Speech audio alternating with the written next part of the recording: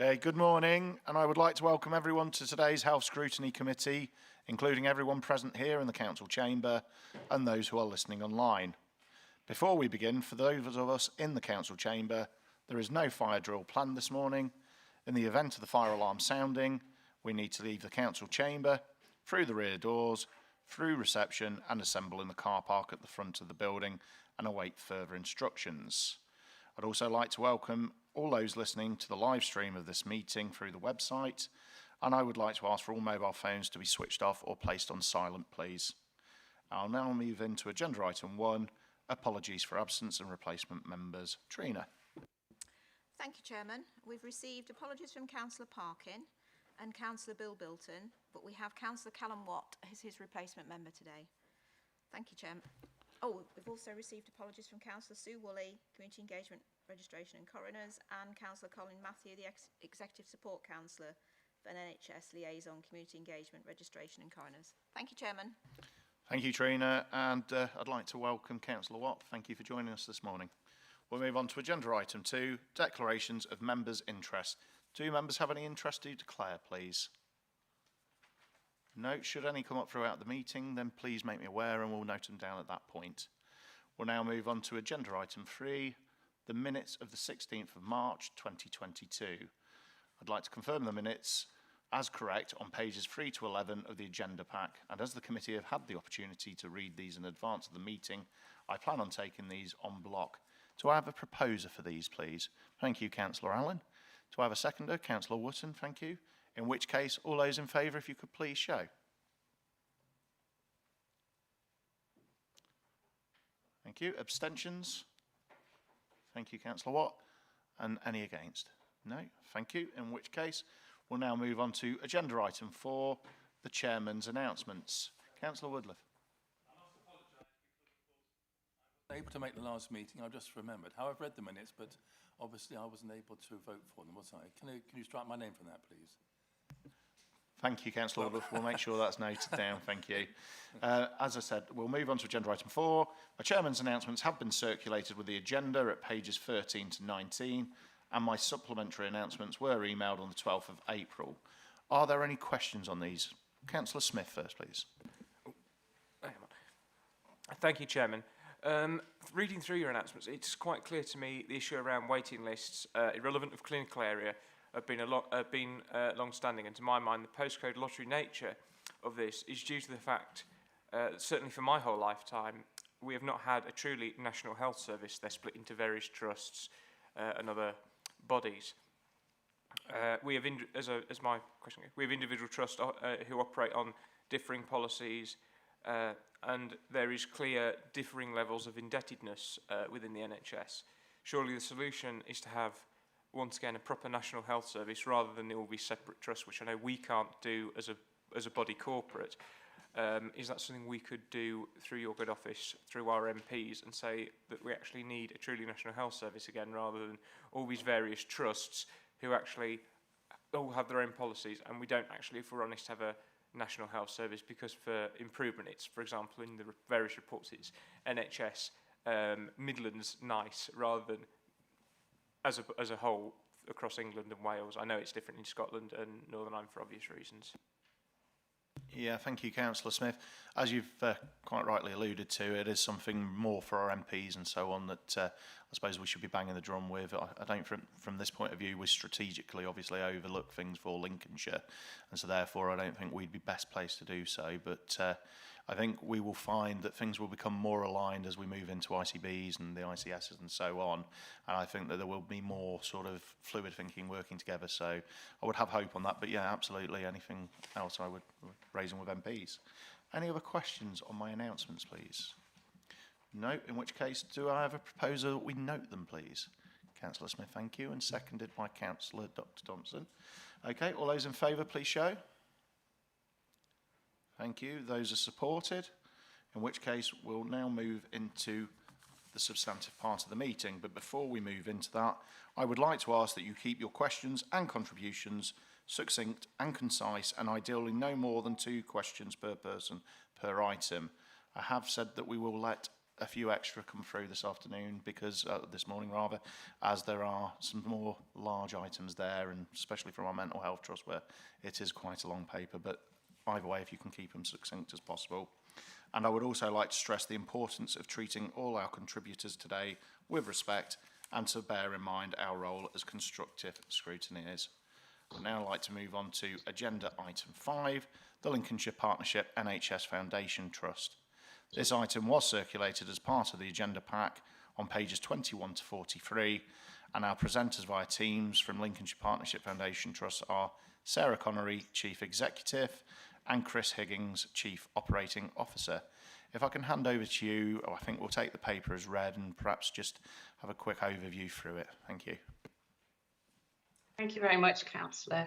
Hopefully you can hear me okay. My name is Sarah Connery. I'm the Chief Executive of Lincolnshire Partnership NHS Foundation Trust, and I'm joined today by Chris Higgins, our Director of Operations. So we are the principal provider of mental health services within Lincolnshire, but we also provide some learning disabilities, autism and social care services as well, so quite a broad range of services.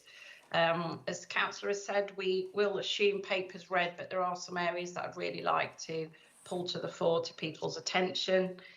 Goes without saying that the last 12 months have been extremely challenging for the NHS and our local community, and the need for mental health and wellbeing services and support has never been greater.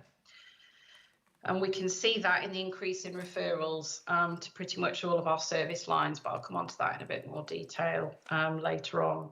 As a trust, we continue to work closely with our partners in the local Lincolnshire health and care system, as well as with the community, voluntary and social enterprise sector as well, to try and provide as broad a range of support and services to people as and when they need them at the right time.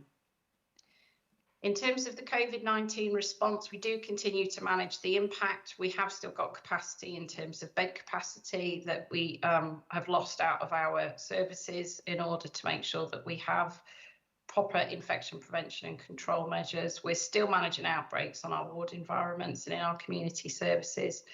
And at times we have had to implement business continuity arrangements to ensure the safe delivery of care, particularly in our ward and 24-hour crisis support services. I'll just run through these quickly. We did have a 3-week temporary closure of our psychiatric intensive care unit during December 2020 to enable staff to be redeployed to support other areas. Similarly, we had to close our Wolds Reablement Ward in Lincoln for 3 weeks during December 2021 to ensure that we could safely deploy staff to other areas. Manthorpe Ward, which is our dementia ward in Grantham, was temporarily closed in May 2020 as part of our business continuity response, and also the requirement to make Grantham Hospital a COVID-19 green site. That does remain temporarily closed, and I'll come on to that in a bit more detail in a moment. Ashley House, our open mental health rehabilitation ward, was also temporarily closed in February 2021 to allow staff to be redeployed to other areas, and also to use the staff contingent to be able to expand our community rehabilitation offer. I have to say our staff have been absolutely brilliant in terms of their flexibility and their commitment to keep services going. They've been redeployed sometimes at very short notice, and they always do the best thing to make sure that they're providing the right care with the finite resources that we have. As I've said, bed availability on some wards does continue to be reduced, and we're still waiting for some further guidance in terms of what that will mean going forward. For the meantime, our staff are still testing and isolating when they are COVID positive, and we still are asking our staff, patients and visitors to wear a face mask and socially distance when using our services. The Trust had previously reached the target to achieve 0 inappropriate out-of-area placements. In terms of our integrated care system and the national strategy, it's very much about care close to home. And we try and keep out-of-area admissions to an absolute minimum. But as a consequence of the bed reductions and outbreaks, on occasion we have had to place people, unfortunately, out of area. But we do what we can to bring people back safely as soon as possible. It's no comfort, but we're not alone in this, in terms of this is comparable to other mental health trusts which are seeing significant spikes in out-of-area placements, but we continue to track it carefully. In terms of overall changes to services, we've obviously introduced much more remote and virtual appointments, but the key point is we're trying to make sure that we can offer these as a patient choice option, and also what will work best in terms of ensuring the best clinical outcomes from that. We've also put in some additional services, so we've got 24/7 mental health liaison services acting with our local hospitals to make sure that we're providing access for people when they need it. We've also introduced 24/7 all-age free phone crisis helplines for adults, but also one for children and young people as well. Just to give a bit of context to that, we've received an average of 300 calls a month to our children and young people helpline, and 1,300 a month on average to the adult mental health helpline. Moving on to Ashley House, Grantham temporary closure. So I just thought it'd be worth focusing a little bit more on this. So Ashley House is a 15-bedded open mental health rehabilitation ward, which has been temporarily closed to enable staff to be redeployed and bolster community support through the new community rehabilitation service. The community rehab teams provide ongoing specialist clinical support for people when they're discharged from hospital, a real personalised approach, helping people to develop coping skills and widening their social networks to reduce dependency on services. As I've said, the decision was made to temporarily close as a result of business continuity plans. But prior to its temporary closure, I just want to make it clear that this service had been operating below its 100% occupancy since October 2018. An open rehabilitation provision also remains available at Maple Lodge in Boston and in Lincoln as well at Discovery House.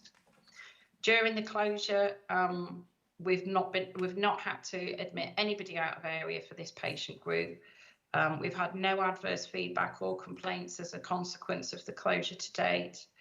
And just to be clear, that the unit in Grantham, in terms of 52 admissions from the past 3 years before closure, only 14 were actually from the Grantham and surrounding area. So the closure has not had a direct adverse effect on any one particular geographic population. We're continuing to engage with our staff and patient groups around these changes.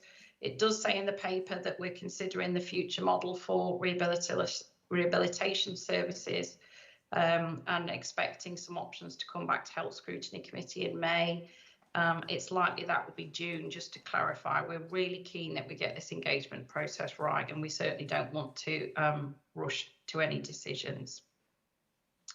Also around the Manthorpe unit, which is a temporary closure in Grantham, this was our 18-bedded ward on the Grantham Hospital site, providing dementia care. So early in the pandemic, as part of business continuity and the need to make Grantham a green site, we did temporarily close that unit. This gave us a fantastic opportunity to pilot our dementia home treatment team service, which was rapidly set up to mitigate the reduction of those beds in the county. And I'm pleased to say that we've been able to safely maintain older people with dementia in their home environments. Now, this is in their home and in care homes, wherever their home is. And despite those beds, we've not had to place any patients with dementia in out-of-area inpatient care. Again, testament to our phenomenal staff who've been able to mobilise that service and keep people safe at home.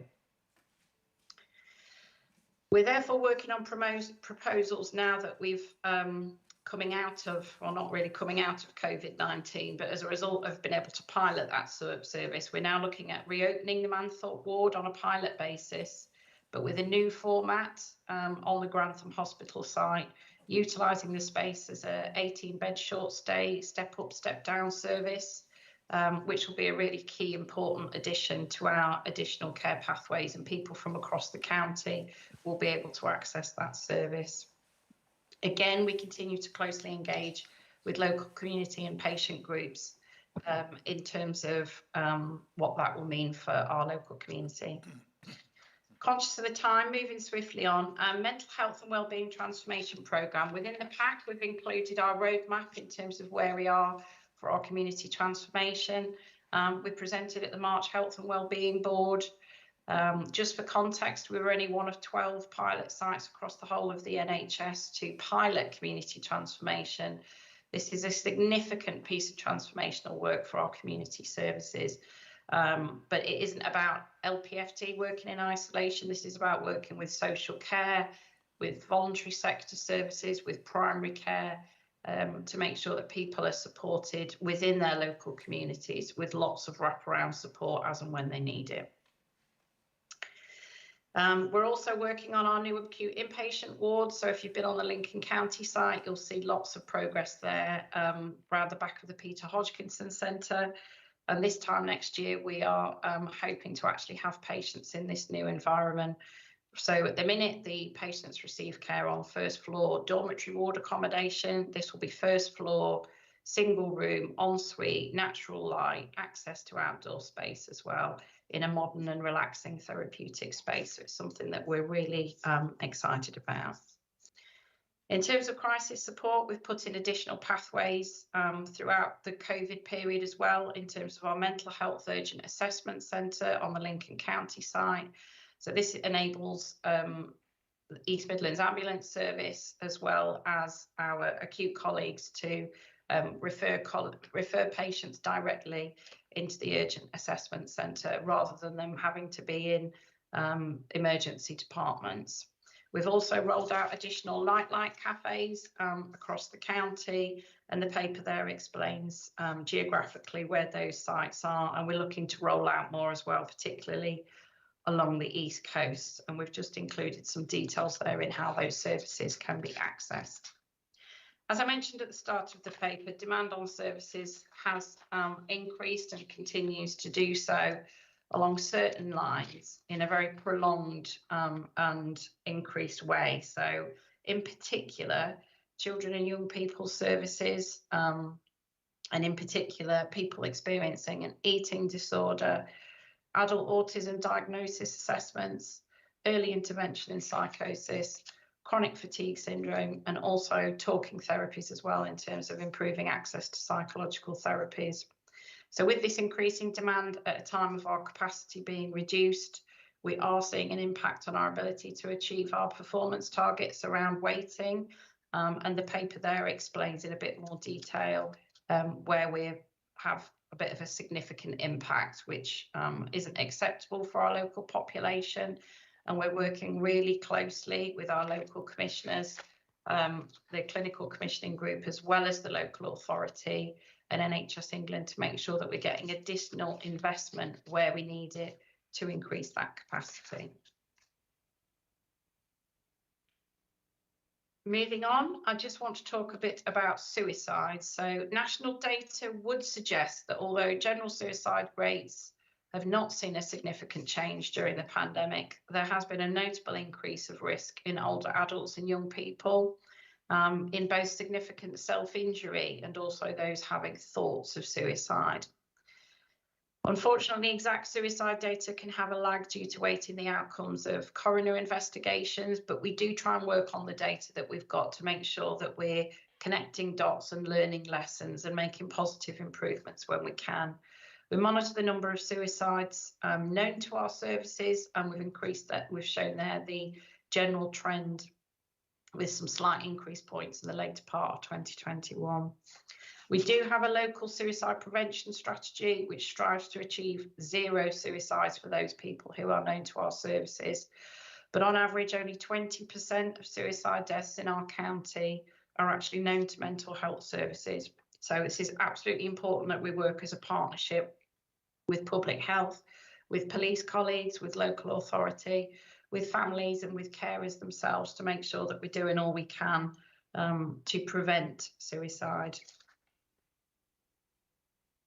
In terms of one of our biggest risks at the Trust, it's recruitment and retention. We're working with our system partners to try and make sure Lincolnshire is a really exciting place to come and live and work and thrive. We've got a number of strategies in terms of recruitment, retention, staff wellbeing, international recruitment to make sure that we're increasing that pipeline, focusing really heavily on growing our own as well with apprenticeships and nursing associate training placements, working really closely with local universities and other higher educational institutes to make sure that we've got that capacity there. As a positive, I can say with pride that we've done really well in terms of the National NHS Staff Survey. We had good feedback responses when compared benchmark nationally. We are the highest trust in the whole country for our staff morale figures. And importantly, we want that to make sure that it has a positive impact on the care that patients receive. There is correlations between having a satisfied and happy workforce with excellent patient care. Not that we're sitting on our laurels, we want to make sure that we're learning as we go forward. So we're looking at all the areas where we have had poor outcome on our staff survey to make sure that we're always moving forward and continuously improving. At the end of the report, I've included some awards and accreditations. We don't always get things right, but sometimes there's a lot to celebrate for Lincolnshire in terms of our mental health services. So not to be self-congratulatory, but I thought it was important to include those there. And finally, before we open up for questions and comments, I just want to, on the back of Councillor Smith's points about working in silos and postcode lotteries, we are absolutely a key point of our integrated care system going forwards. We're working together with our partners in the Lincolnshire County Council, Public Health, commissioners, local authority and third sector, criminal justice system, district councils as well, around our health and wellbeing strategies around mental health, around employment, around housing. What are our long-term priorities and outcomes to reduce those health inequalities? And I'd look forward to coming back and talking a bit more about that to the Health Scrutiny Committee where relevant in the future. So I want to thank you for inviting us here today and for receiving the report and hearing our update. But I'm more than happy to have any comments or questions that people may wish to share. Thank you. Thank you, Sarah, much appreciated. We'll take questions in a moment. I just wanted to welcome to the meeting Councillor Matthews, who's joined us remotely, and Councillor Woolley. First question I have is Councillor Allen, please. Thank you, Chairman, and thank you for to our presenters for presenting the report. I have looked through it carefully. There's two or three things I think that do worry me in terms of the service that's provided and perhaps the pressures on the service that might be occurring in the future. If I could start with the figures that do concern me. I'm sure a lot of people would probably look at mental health as a straightforward health issue, and you know, when they have got some mental health issues of any form at all, you know, they do want to. It's a bit like, you know, going to accident and emergency almost. You know, when they've got to the stage where they need help fairly quickly. Although the figures that we've got in the report do seem to suggest that, you know, waiting 4 hours or 8 hours in accident and emergency is quite good compared to some of the figures that we've actually got in the report here, because it's 7.2, I think, weeks I read is required to actually get to see somebody to have an assessment, and then in some cases it's 52 weeks to actually then have the assessment enacted to deal with the issues that have been identified. So that's a bit concerning to me, that people that do need treatment are not finding it that easy to actually get that treatment, either from an assessment point of view or then from a treatment point of view. So I just wanted to make that point, because the concern that I've got then is that there is some recognition in the report that as a consequence of COVID, demand on the service is going to become probably a lot more significant than it is at the moment, which is understandable. I think everybody is now identifying a number of issues that have come out of the policies that we had to introduce for COVID, and the consequences of that on health in general, not just COVID health.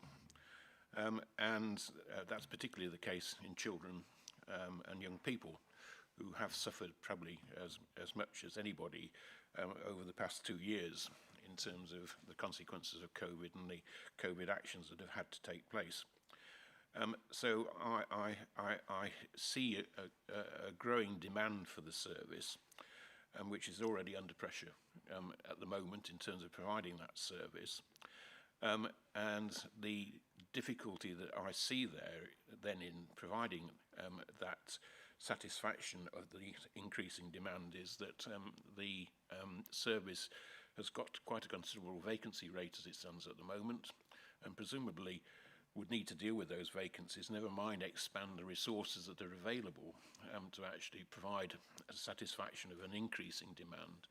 And I see that seems to be quite difficult because there's nothing positive in the report that I can see about actually being able to do that.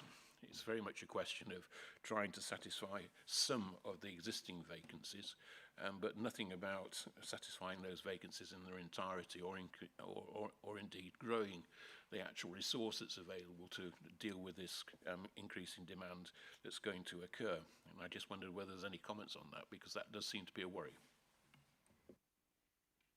Thank you, Councillor Allen. If I start, and then I'll ask Chris to come in, particularly around the waiting list. So I think what we're wrangling with at the minute, while we've got the increase, don't disagree with anything you said, and it's definitely the risks that we face as an organisation and a health and care system. The work that we're doing within the system is around making sure that we are talking as much about prevention and low-level support as the sharp end in terms of the increase in acuity and complexity when people actually need our services. So very much making sure that people have got support when they need to access debt recovery advice, making sure that they've got a safe, supported accommodation, making sure they've got meaningful employment. So the challenge for us as an integrated care system is making sure that we're connecting up all of those requirements in a meaningful way through personalised care to make sure that we're preventing people reaching crisis point in the first place. Don't get me wrong, there will always be people who will need to have an inpatient bed, who will need antipsychotic medication, but what can we do together as a system as much as possible to prevent that rising tide of demand, make sure people are accessing services as early as possible. In terms of recruitment, it is a challenge.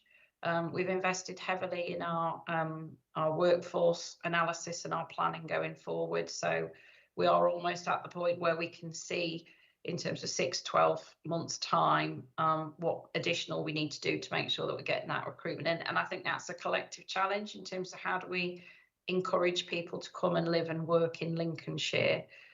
On your point around the waiting lists, we have got additional investment coming in. Regardless, we have actually got the challenge of making sure that we can recruit to that additional investment as well. But what we're trying to do is making sure that we have people who are waiting well while they are waiting for those services. So if I could just ask Chris to come in and just share in terms of those policies, just to add a bit of context, Chris, if you don't mind. No, of course, Sarah, and thanks for the question. I think just to add to what Sarah said there is that there's a range, obviously, of mental health need and problems, ranging from quite what we would kind of common mental health problems, anxiety and such, right up to people who are really struggling in quite emergency situations. And our priority is always to prioritise those in those emergency situations in that acute end of the crisis care, and that's the balancing act that we try to do with the resources we've got available. And so if somebody really needs help here today, then there is rapid access. But what you see reflected in the report around those kind of 7.5 weeks and the 52 weeks things around more routine referrals. What we do also is that as a referral comes in, is we're prioritising the assessment of that referral to make sure we've got an understanding of the individual's needs so that we can understand where they need to be placed on the list of prioritisation. We've got an unacceptable wait of 52 weeks, but we can't, we don't want to tolerate, and it's not right, and that's for people waiting then to start a structured programme of treatment. As Sarah said, we've got a commitment around funding. As part of the long-term plan for the NHS, it was always the plan to increase the capacity and access for children and young people services, as well as a whole range of services. The issue we've had is that COVID seems to have accelerated the demand. So with plans to increase over time, is that the demands come through at a much rapid pace than we had anticipated. And the limiting factor, as you quite rightly pointed out, is workforce and recruitment. We just can't recruit at the pace we need to expand the services. So it's not really one around funding anymore. And the local commissioners, health commissioners, have been really positive around that, and our workforce. So we are looking at different things we can do around that. So international recruitment, new roles, looking at how we can use digital working and remote working to attract people in. Because if we can get some of that right, we can attract people from beyond the borders of Lincolnshire. So that's some work that we're actively involved in. So yeah, I think what I would say is that from a waiting times perspective, is we're not where we need to be. There's a commitment to invest in the areas where we know we've got the demand is outstripping capacity. The issue we have is how quickly we can recruit those staff to meet that gap. Thank you, Chairman, for the opportunity to follow up. I wasn't suggesting everybody waits 52 weeks, but you know, if there is somebody waiting 52 weeks, it's quite a long time, no matter what their particular problems are. But just going back to recruitment, and we find this time and time again within the National Health Service, that it's difficult to get people to come to Lincolnshire, and recruitment strategies then try to actually deal with that sort of issue. But it does seem to me that there is a lack of qualified people generally within the NHS to deal with all sorts of specialist services. And what I find difficult to understand is that within a national service of any form, it's not a very good practice to keep on trying to pinch resources from other trusts because you've got vacancies, because all that does is create vacancies, you know, or exacerbate the vacancy rate in other areas of the country. It strikes me that what's required is that there needs to be an increase in the actual pool that's available. And a big enough pool so that people are quite happy to come to Lincolnshire because it's a job, you know, that they can, there's a job for them there. And I'm not totally sure then that anybody is addressing that on a national stage. You know, it seems to me if there are vacancies in various specialist areas within the National Health Service, somebody ought to be addressing that and actually encouraging the education system to actually provide those resources. And if there's more resources required, you know, there should be some encouragement to actually increase courses to provide those resources. It seems to me that nationally, the National Health Service isn't looking at the resources that are required across the country as a whole. And it's been very much left up to the trusts to actually then try and address the issues. And the trusts seem to be able to do little more than try and pinch resources from other trusts. And that doesn't seem to be very good practice at all. If I can just come in on that one as well, and I think Chris will probably have some thoughts to share, but I don't disagree with any of what you've said, and we do continue to lobby NHS England and Health Education England in terms of what our pipeline needs to be. You're absolutely right that it makes no sense just to keep robbing Peter to pay Paul. So we work as an East Midlands Alliance to make sure that we're working together rather than against each other in terms of making the region and making our trusts attractive places to come and live and work. We're building our training pipelines together as well, because we can't just do it on our own. We get more purchasing power for placements on a broader sub-regional or regional footprint. So we do continue to work like that, and we work closely as a system as well around improving people's, because it's not just about recruiting in, it's about retaining the staff that we've got, making sure that people can retire and return if they need that flexibility. So I absolutely agree with everything that you're saying, and we are trying to work while we're in the process of building those more sustainable pipelines, what we can do in the short and medium term to make sure that we've got staff with the right roles. But I know Chris wants to come in as well.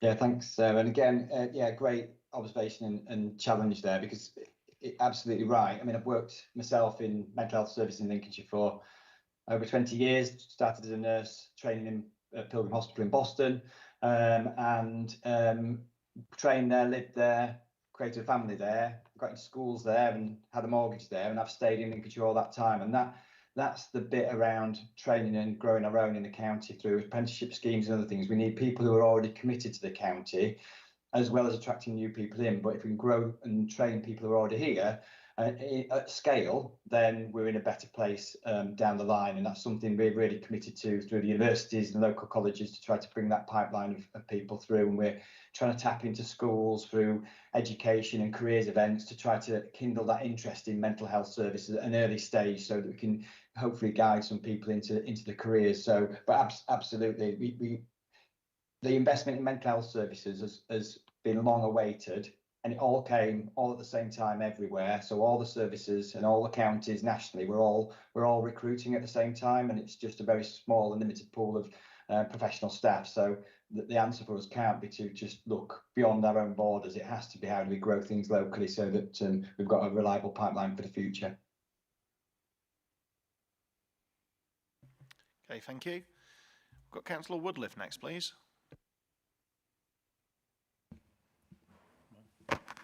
Thank you, Chairman. Thank you very much.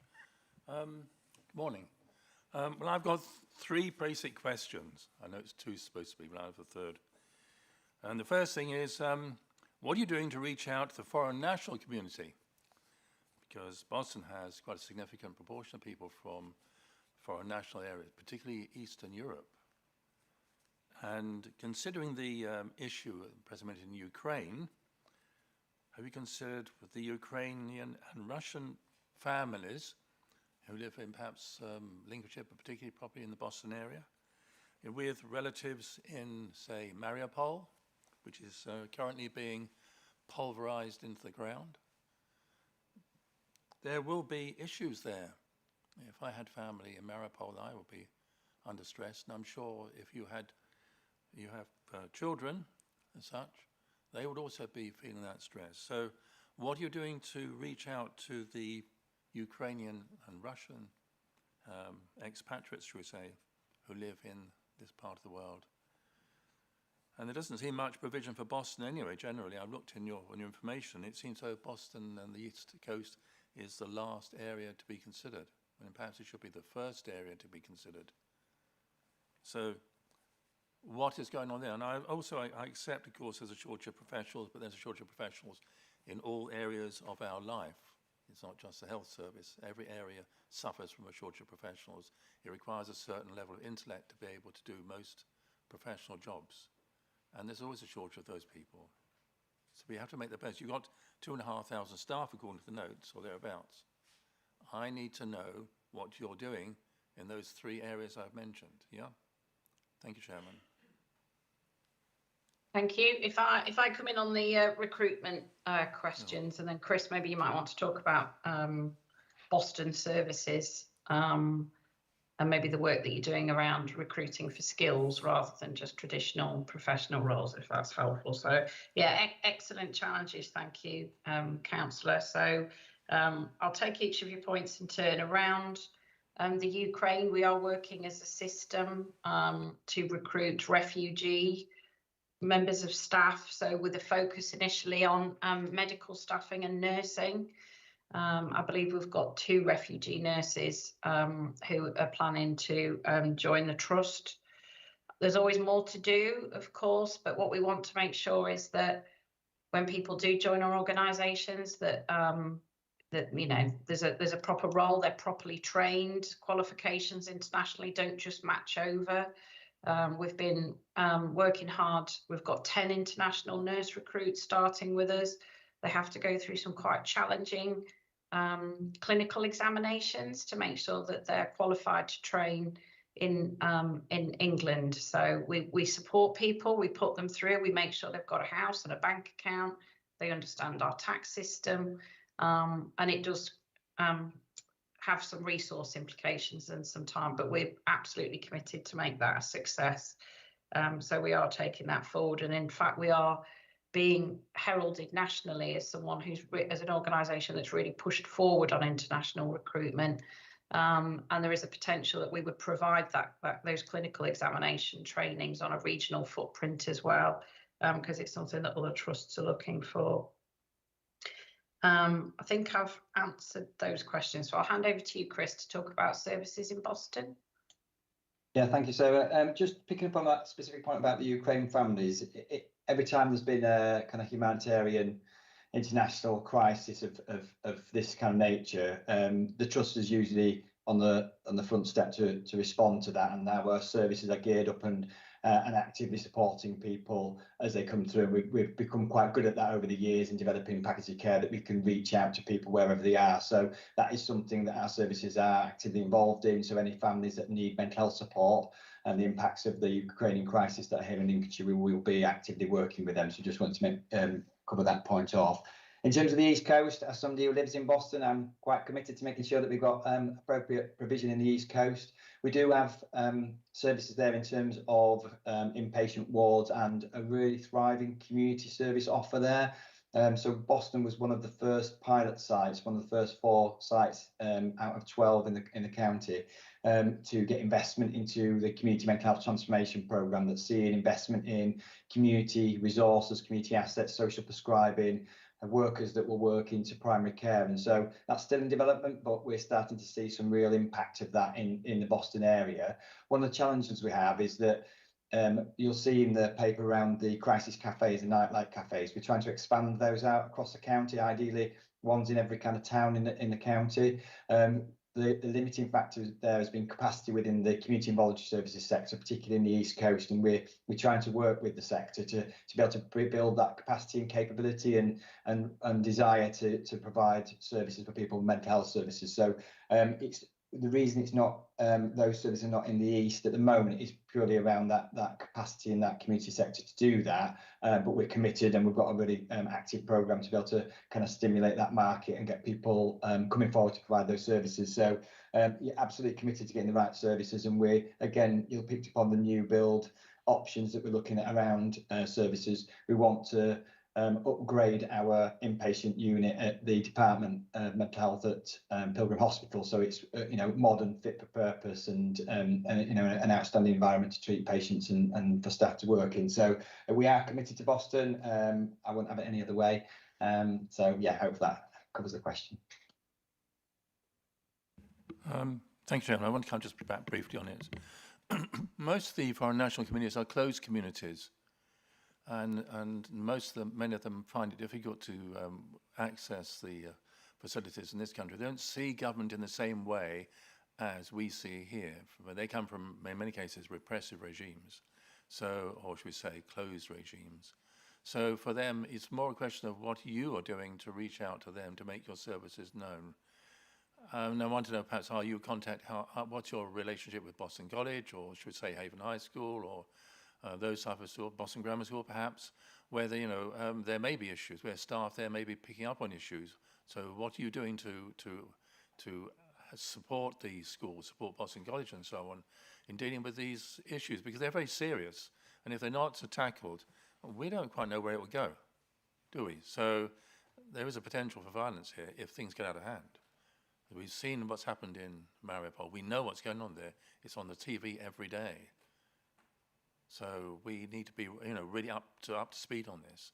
There's a lot of responsibility on your shoulders here. So can you answer those questions? Chairman, I know I've gone over my 2. Is it permissible to ask those? Are you going to give me a special allowance or not?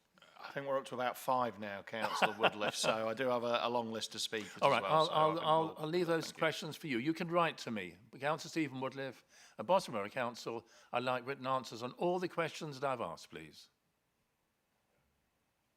Absolutely no problem. Thank you. Thank you, Chairman, for your indulgence. Thank you, Councillor Woodliff. I've got Councillor Watt now, please. Thank you very much, Chair. And I want to associate myself wholly and absolutely with the comments of Councillor Allen earlier. we do need a national effort to train more mental health staff. I think that's obvious, and it's not going to be solved by any individual trust. Just speaking as the safeguarding lead for the City of Lincoln Council, I know there's been an uptick in work for our officers since the restrictions began to recede last year. I was wondering if that is contributing to the strain on your services as well. Anecdotally, I know that there's a common complaint among mental health sufferers that mental health services in Lincolnshire often don't really care until things are at a very critical level. And this is very worrying, and I wonder if that is a factor in Lincoln having the highest suicide rate in the country last year. And I wonder if you could give us your view on why that might be. Thank you.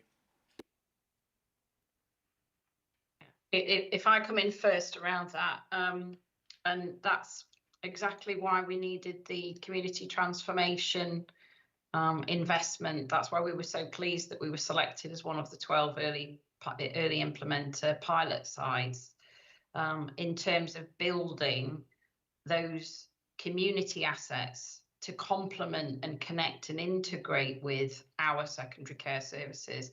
As I pointed out earlier, only 20% of suicides in the county on average are people who are known to our service. So there's a lot out there, and there's questions for us in terms of, is that because not everybody who takes their own life are suffering with a mental illness? That's something also just to point out. So the social determinants around cost of living increases, depression and anxiety caused by lockdown and social isolation. That's precisely what the community transformation programme is all about, is making sure that people can access those services, not when they're in crisis, but when they're feeling that they need to reach out and get some support. We're not completely there in terms of the rollout across the county, but we've got a plan to make sure that there isn't that postcode lottery, as Chris says, where we haven't got the social assets on the East Coast. We're working with the third sector to try and build that resilience and that sustainability. So there are some green shoots. We've got a lot more to do, but that's exactly the intent, is to make sure that people can access services, not when they're in crisis, to prevent them to get them in crisis in the first place. I don't know, Chris, whether you wanted to add anything extra. Yeah, I think that's absolutely right. So we know that in the past, the way that the service has been structured and funded nationally is that it's been predominantly focused on those specialist services, and when you're into specialist services, you get great care, but there's quite a gap at that front end, and your needs have to be quite high to meet them. And I think that's something we've seen over the last kind of decade or so. The community transformation is exactly about addressing that, and whilst it's starting in our older adult populations, it's also going now. We've got a programme work plan for our children and young people, and across the whole range of mental health services. And so that is about building that capacity, be able to support people at an early stage, try to prevent people's needs escalating and health deteriorating, so that it has twofold. It keeps people well in their own communities, and it also hopefully eases the pressure and the demand on those specialist services and those key professionals that we know are limited, so that they've got more capacity to see the people who need them most. So that's absolutely right. And then just a point about suicide, I think there's a multiple factors that influence why somebody takes their own life. As Sarah said, is that only 20% of the people who take their own lives in the county are known to health services. And I would hope that in the future, anybody who's contemplating suicide will be able to find the right services if they want them, and be able to get to a place of help, and others be able to signpost them. And whether it doesn't feel like we've quite got that right at the moment. And as we expand those community services out, it'll certainly bring more opportunities. The helpline's a great example. It's just a phone call away. So hopefully we'll see a shift in that over the coming months and years.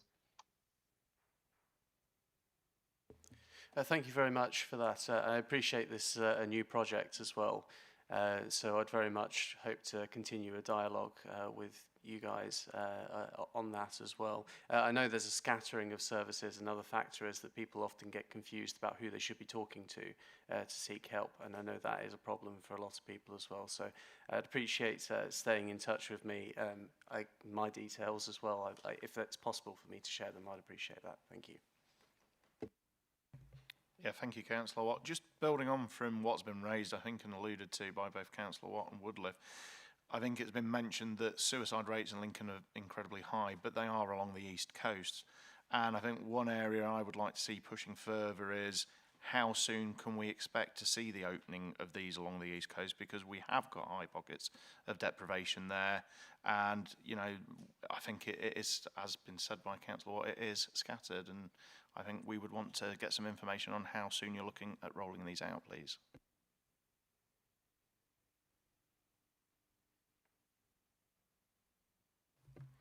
We're expanding over the East Coast over the next year. I think in terms of the more detailed rollout plan, happy for that to be shared with councillors outside of the meeting in terms of the detailed plan for that, if that would be helpful. But it is over the next 12 months. Yes, that'd be very helpful. Thank you, Sarah. No Okay, problem. I've got Dr. Wookie next, please. Thank you, Chairman. Brian Wookie, Health Watch, Lincolnshire. I think just some quick questions first, and then some comments which really relate to what's been said already. You've talked about the mental health liaison scheme, and this seems to be at Lincoln County Hospital, but it's not quite clear whether that is a hospital-wide liaison arrangement or whether it's an A&E arrangement, and what plans are there, if it's working well, for it to be expanded elsewhere in Lincolnshire, particularly to Grantham and Boston, Skegness and Louth. Secondly, really related to that, but interfacing with it, I think it's you talk about the new urgent assessment initiatives and also the night cafes, which sound an excellent idea. And again, these seem to have started in Lincoln and are spreading out, but not widely, probably enough in the rest of the county. Remember that Lincolnshire is a rural area, and Lincoln may be the biggest urban area, but it's not even central. And for people in Gosberton, Reisgate or Wrangle or wherever you say, the large number of small places, villages or even large villages, these things are just not there, and people need to know how they can access them. I'm very pleased to hear about the community mental health pilot that you've managed to become a participant in, and we wish you well. Just to remind you, you might look back in your history books and you will find it must be at least the third or fourth time that there's been an effort to try and get community services working together as a team. And these things very often work quite well during the pilot, but then of course it comes up against the usual problem of lack of resources to actually expand the service, and then it drifts away back to where we probably are now, and then needs to get more attention. So I think, I wish you well with that. It's not going to be easy, and I think you're going to have to try and work with a lot of different people, as I'm sure you're aware of, and in particularly with the GP services. You mentioned chronic fatigue, but quite briefly, really, and it doesn't really give any detail of exactly what is happening on a wider scale. It may be sometimes a mental health issue, or originally a virus issue which has become a mental issue because it's gone on and on and on. But obviously there needs to be input, otherwise you will find that your service will be taking on a lot of chronic fatigue, which is actually based on organic origins. And As far as the epidemic is concerned, I mean, we all know that this has expanded enormously since then, and probably a lot of people who've actually had COVID will tell you that for 3 or 4 weeks after they've had it, they've suffered fatigue, which gradually goes away, but it's the unlucky ones that don't, when it doesn't go away, that you need help. But you need help to work with GPs and community services yet again, as we've just been saying, if you're going to actually really get to grips with this and support people. A lot of people will improve, but they need a lot of support while they're doing it. As far as feedback that we've had at Health Watch is concerned, we've kept a note, and it's interesting what's been said about the East Coast, and because of the last 12 comments, 10 of them have come from East Lincolnshire, and some are complimentary, and I think that needs to be recorded, but a lot of it seems to be poor communication between professionals. Somebody says one thing, then you go and see somebody else, or you're referred to somebody else who says, you needn't have been referred to me, really, you need to go and see somebody else. And that's not very helpful if somebody's suffering from severe anxiety or depression. And again, it comes down to people working together, and often, I'm afraid, not working together. And that also applies in people contradicting each other, and sometimes brushing aside things which may seem foolish to somebody who is well, but is very far from foolish for those who are ill. So again, we tend to come up to the same things, whether it's mental health or acute health or whatever it is, about poor communication. If you haven't got your communication right, you won't have a rightful service. So I think there clearly is a difference across the county. Our impression certainly is that we're getting more feedback from East and Southeast than we are from the West. And I think that is resources as well as the differences in the population. And that goes back a long, long time. And I think you've really got to concentrate on the East and South, whole South really, to try and get things more equal across the county. Very difficult in a time when you've got a very short amount of money available, and that's true through the whole of the NHS, and it's the one big bugbear that really is underlying everything we talk about, because there just aren't enough staff and there isn't enough money to pay the staff. So I hope you can just answer the quick questions anyway, and the rest of it is just information of the sort of thing that we are getting from the public. Thank you. That's really helpful. And just so that you know, we do, as an executive team, we do look at all of the Health Watch comments and make sure that we're learning lessons and responding. So I think Chris will probably want to pick it up in a bit more detail, but really important point about communication. And I think sometimes we don't get the basics right in terms of how we're communicating with people's GPs. We have set up a GP and LPFT interface group to make sure that we're sort of talking through some of those issues. And I think there's some really quick wins in terms of what we're putting in letters, but really important points of connection, making sure that we're listening to families and carers as well. But just so you know that we do take all of those comments seriously. And we are aware that services can feel a bit Lincoln-centric. I'll ask Chris to come in to talk about mental health liaison, for example, because we do have county coverage. But in terms of your point about the chronic fatigue syndrome, so we are a mental health trust and a learning disability trust, but we do provide those services not within a mental health banner. This is about treating people as a whole person, biosocial clinical pathways. We work as part of the long COVID service, and it might be something in the fullness of time to come back to Health Scrutiny Committee as a whole service, as a system, because the impacts of long COVID are affecting all of us. But it is a very small service. The team do a phenomenal amount of activity for a very small amount of resource. So that's maybe something to come back to, because as we know, we're not out of the woods yet in terms of those infection rates as well. So in terms of the sustained business as usual for that service, we don't know what that looks like as yet, but we are doing some modelling around that. Really great challenge around the community transformation. It is difficult, system working across a number of partners. We've really invested in terms of the time together to make sure, so for primary care and for our services and also the local communities as well, what is it that we're trying to achieve here, building the mission together to make sure we're all swimming in the same direction, as it were.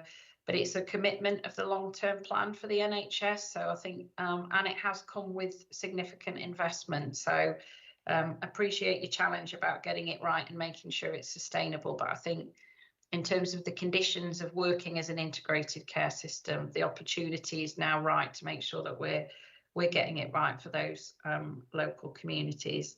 So I'll hand over to Chris to talk about your questions around mental health liaison, if that's okay, Chris. Yeah, no problem. Thanks, Sarah. Yeah, so just in terms of liaison, it probably apologies if it wasn't clear in the paper that we do have a really established, fully established liaison service at Boston. That was the first area that we established through what we call Core 24, which is the model of compliance for mental health liaison. We've now expanded that out Lincoln over the last couple of years, which you see in the report, and we also got a provision in Grantham. Grantham operates at slightly different hours, and that's just based on the demand that comes through the door into those A&Es. So in terms of the wider hospitals, Skegness, Louth and the like, is we provide more of a kind of satellite inreach, and we're just working with Lincolnshire Community Health Services around how we can make sure we've got inreach into that using digital technologies to be able to make best use of our resources, so that we can provide advice and support into those environments. So, but the national model for liaison operates around the main district hospital sites, which we've got a full provision for. Just touching on the point around the new urgent assessment centre. Reason it started in Lincoln is just because we had the infrastructure there to be able to do that. It was a concept. I visited a unit at the end of the summer down in London, and we were doing something similar. We came back and we talked about that in October, and we mobilised that very quickly because we had a state available, so we could make an impact this winter and try to divert ambulances and people out of A&E that don't need to be there. So it was done at pace just because we had the estate, but we're going to do a formal evaluation this year. If it's successful, I would hope we can start to look at how we replicate that around the county. It certainly looks like it's got some real positive impact at an early stage. Just picking up on the communications thing, is that there's this issue around, I think it's been there for a long time, in how people navigate the system, and we've acknowledged that as part of the work we're doing to develop and transform services. So we're putting professional workers into primary care, GP surgeries, so that they can be a point of contact for the GPs and other staff in there and patients that come through that environment. And we're also creating these roles that are starting to roll out now called community connectors for mental health. So they were people that we can connect with whatever point you come into the system. They can hopefully navigate round for people. So it's still early days, we're still developing that, but we're recognising that is a gap, it is an issue for people to understand where to go, and we want to make that much easier. So we're trying to introduce roles that might be able to do that.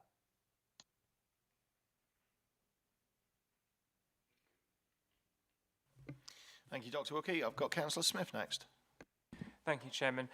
Recruitment has already been touched on, so I won't go into that. But what I will, there's a couple of points I want to mention. The first one is, reading the report, Chairman, it's quite clear that whilst multiple pathways are either continuing or starting to reopen after COVID, to resolve the backlog in the system for mental health, it strikes me as somewhat concerning, to say the least, that some inpatient facility beds are not going to reopen, as the report makes clear.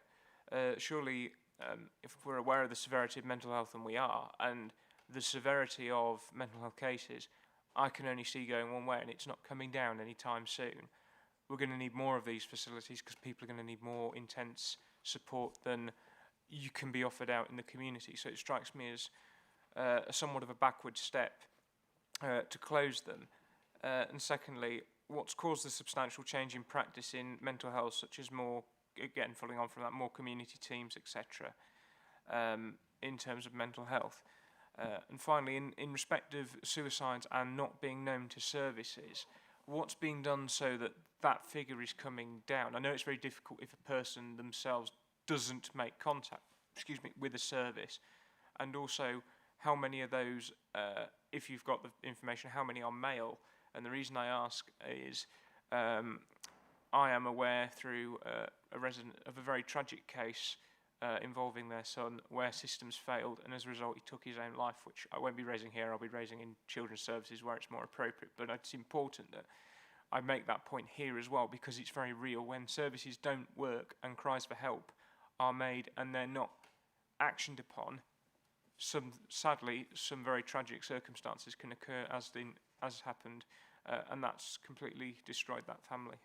And I've read various things from that that they've given to me, and it puts a lump in your throat, to put it mildly, Chairman. So we need to make sure that that doesn't happen again. Thank you, Councillor Smith. Before I have Sarah respond, I've had a very similar case as well. I was made of an instance where an instance of suicide was made with support being offered immediately when they made the attempt, but no further follow-up contact or support with the person in question, advised that it would be approximately 252 days before any further intervention could take place. I mean, quite clearly, this is incredibly worrying to hear, especially when we are aware of higher than average suicide rates in Lincoln and the East Coast. So what is being done, building on to Councillor Smith's comments, please?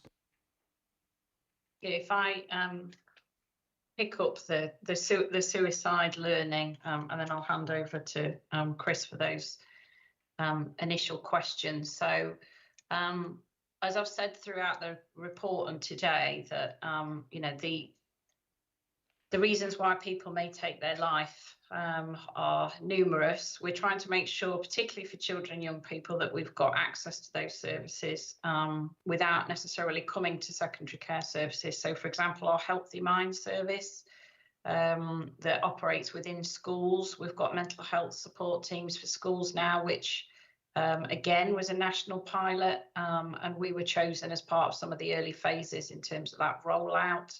Again, we haven't got complete coverage across the county yet. We've been waiting for that investment in services, which is coming through the pipeline. So we'll be able to have full coverage for that emotional and wellbeing support for children and young people through their school environment.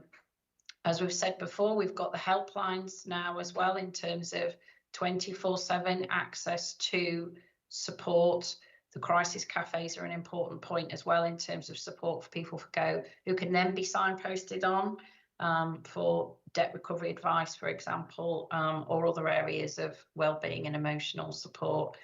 In terms of our approach to the suicide instances, we're very much working as a system around a thematic review that our clinicians are very closely involved in terms of what were the drivers that ended up with us having a cluster of those suicides. So the report isn't completed yet, but we will work together as a system to make sure that lessons are learned through that thematic review. For every serious incident, we have a detailed investigation, sometimes using external investigators if appropriate as well, to make sure that we're always learning the lessons in terms of where we may have got things wrong, because we don't always get things right for people. I think there is a realisation as waiting lists are as high as they are, not just for referral to treatment, but secondary waits as well, that people are waiting well, that we're doing that risk stratification and making sure the riskiest, the people who are demonstrating the highest risk are seen the earliest, and to make sure that there are points of connection through people's journeys on those waiting lists as well. So as I said, we don't always get things right, but what we do absolutely commit to is learning lessons to make sure that it doesn't happen again. And I'll hand over to Chris for the earlier questions, if that's okay. Yeah, thanks, Sarah. And just to add on to the issue about people waiting, we know we've got people waiting in services that historically we've not had people waiting, and that's an issue for us. Say we've got commitment to invest, and the limiting factor being how quickly we can recruit, and being quite innovative around how we bring people in and develop skills locally to try to do that, recognizing that because of the backlog of what's been created during the last couple of years, we are going to have a period of time while people are waiting. So it's as Sarah said, is how do we help people to wait as well as possible? So with each of our service lines, have now got we're just finalising standard operating procedures for waiting time management, so that every service has a clear protocol for staff to follow for anybody that's waiting, that sets out a number of different initiatives, from depending on the service, from regular contact to make sure people are okay, and if our needs might have changed, through to signposting to other support that's available. So just to say that, I think that's helpful to share. In terms of the inpatient bed provision, just being clear in terms of the inpatient bed provision that we've closed during COVID has only been a temporary arrangement. We're still working through whether that's a sustainable model. As you've quite rightly identified, is we're still understanding what demand looks like post-COVID.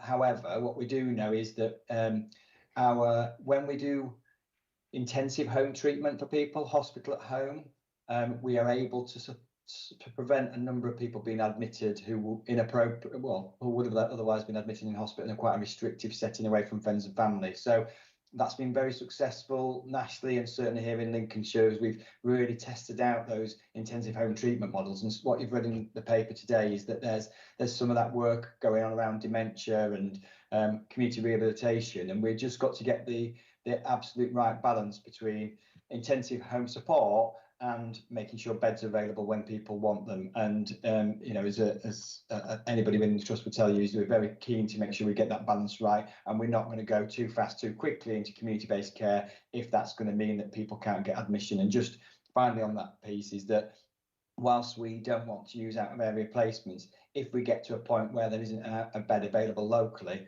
we will admit somebody to the nearest possible out of area bed, working with those partners, send staff out there to make sure there's continuity of care, just to make sure somebody gets the right and appropriate treatment they need. So I just thought, yes, hopefully that answers the question. Thank you, Chairman, for allowing me to come back. Waiting well is obviously some form of, shall I say, corporate language that you use. It's very difficult to say that somebody waits well during a mental health episode, because especially, again, I'll use an example. They are, and especially those who are who are either ex-forces themselves or from that background, they are very good at hiding their emotion.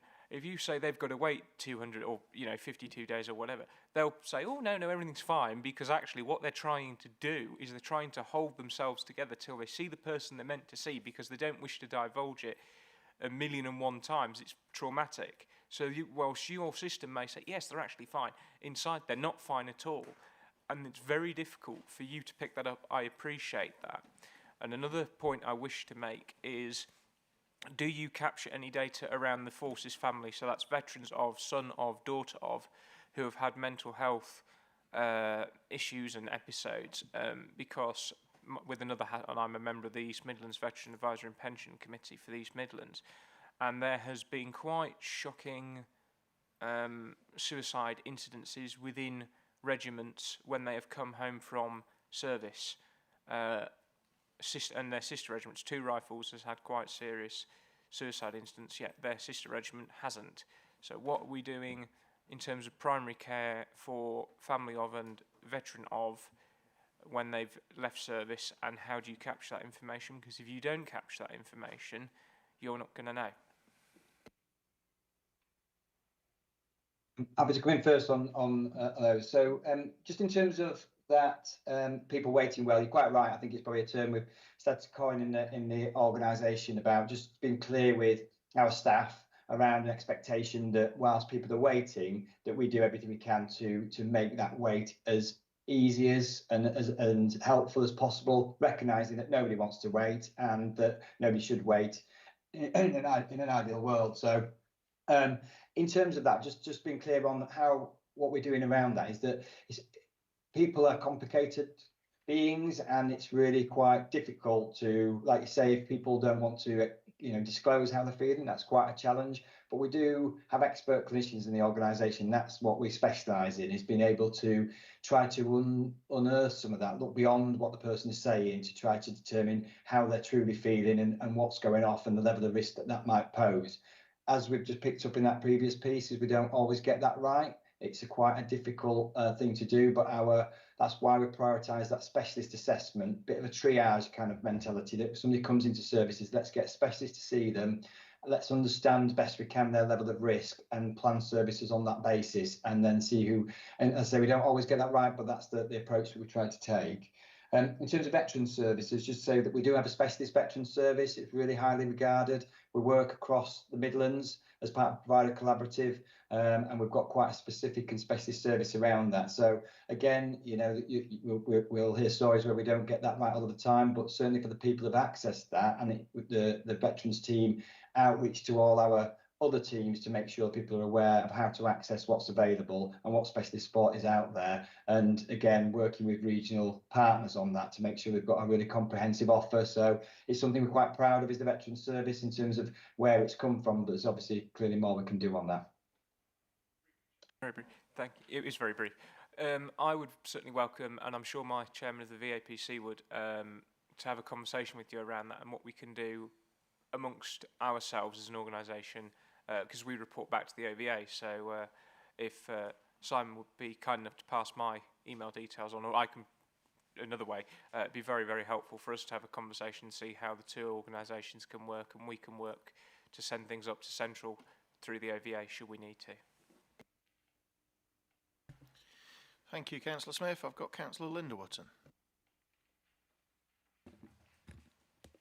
Thank you, Chairman. Thank you for your presentation, and thank you for your very interesting paper. I've just got a couple of questions and comments. I think a lot of this is covered on point 4, page 25, Mental Health and Wellbeing Transformation Programme. And I think the pandemic has actually played into your hands, because beds have been taken away from Ashley House and the Manthorpe Centre in Grantham. Although I do appreciate that you've done really well to get this money that you've received, and I will look forward with interest to how the pilot pans out on the Grantham Hospital grounds for the Manthorpe unit, because I do believe it's all about integrated care and doing things differently. And I do see that, but Ashley House and Manthorpe Ward, I would say there is a need for beds, and sometimes people do need to be taken away from their home life, and a lot of care goes into looking after those patients. And also, people in crisis don't necessarily know they're in crisis, do they? And if they haven't got capacity, unless they're in the system, you know, these people won't get the help. And I've always been really pleased that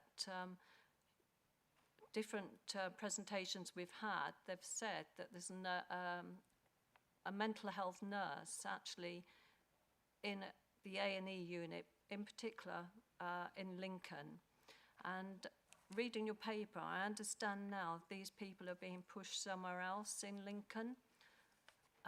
Could you just confirm with me that there is still a mental health nurse there for people that do turn up at A&E with quite serious problems? Also, mental health's really in vogue at the moment, in particular on the back of the pandemic.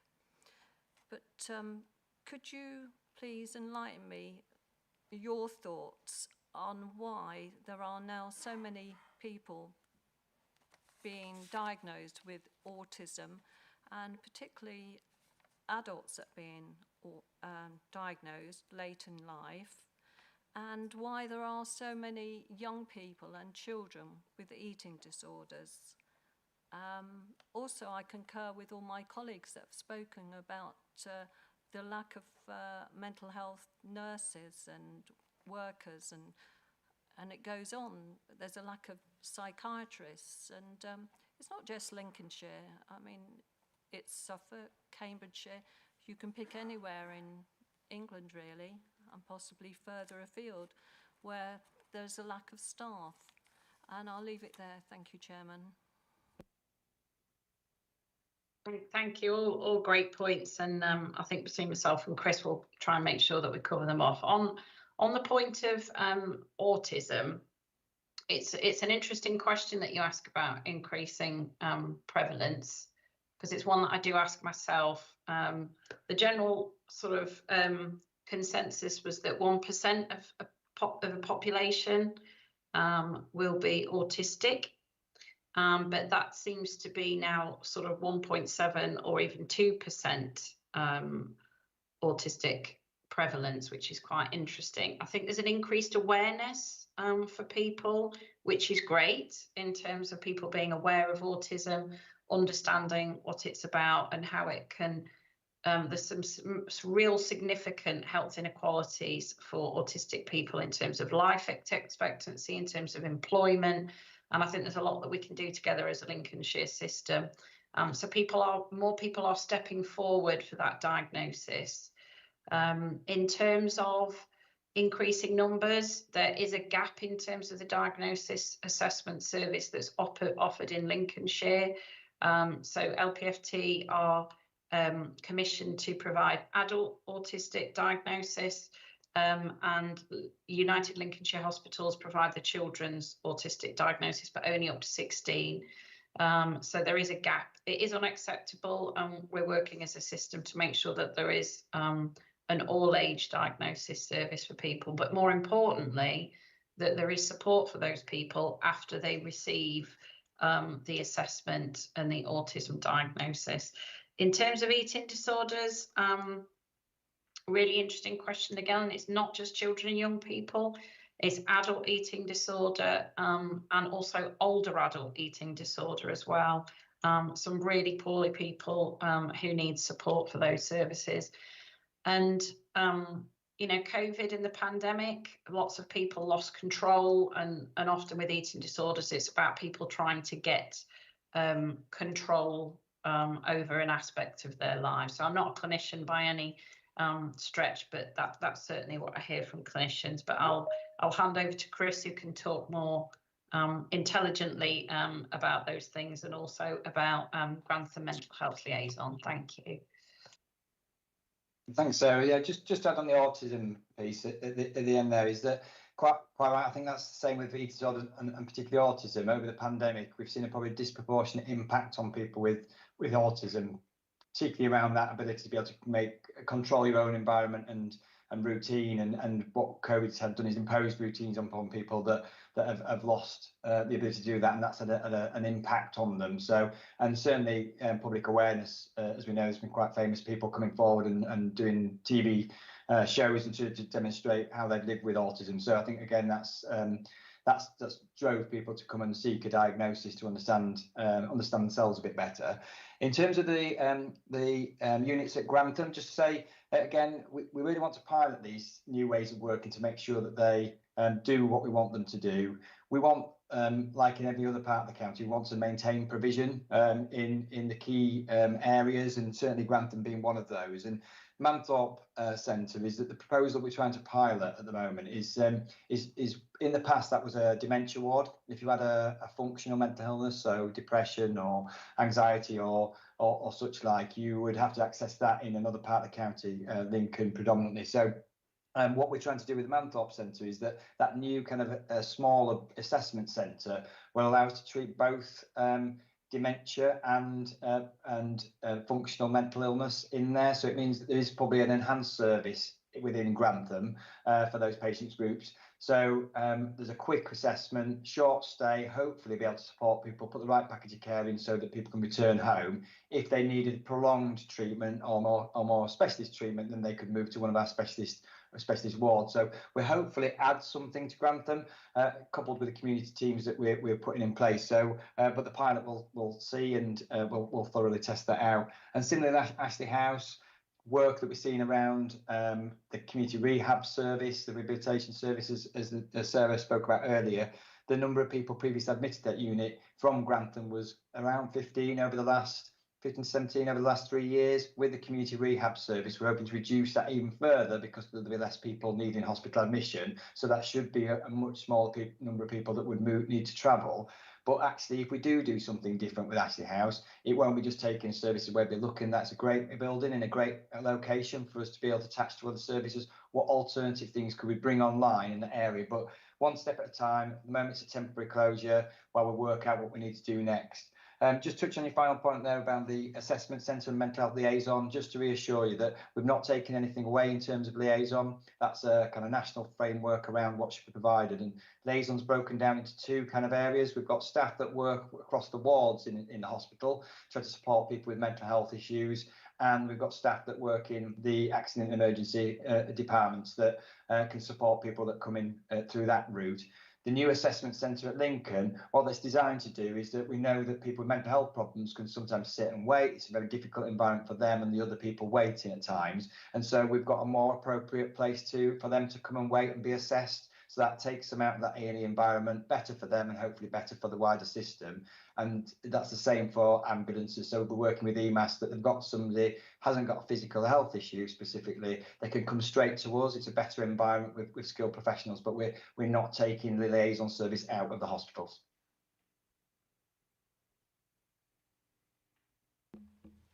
Thank you for that.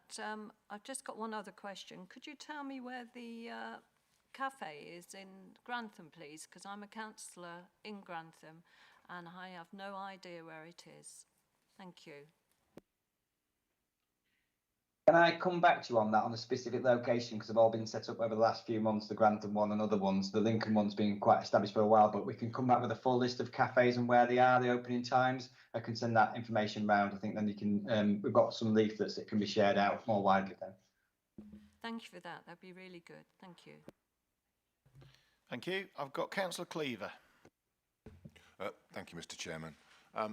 One of the things I'm often concerned about with the discussions we have here from various bodies is data sharing.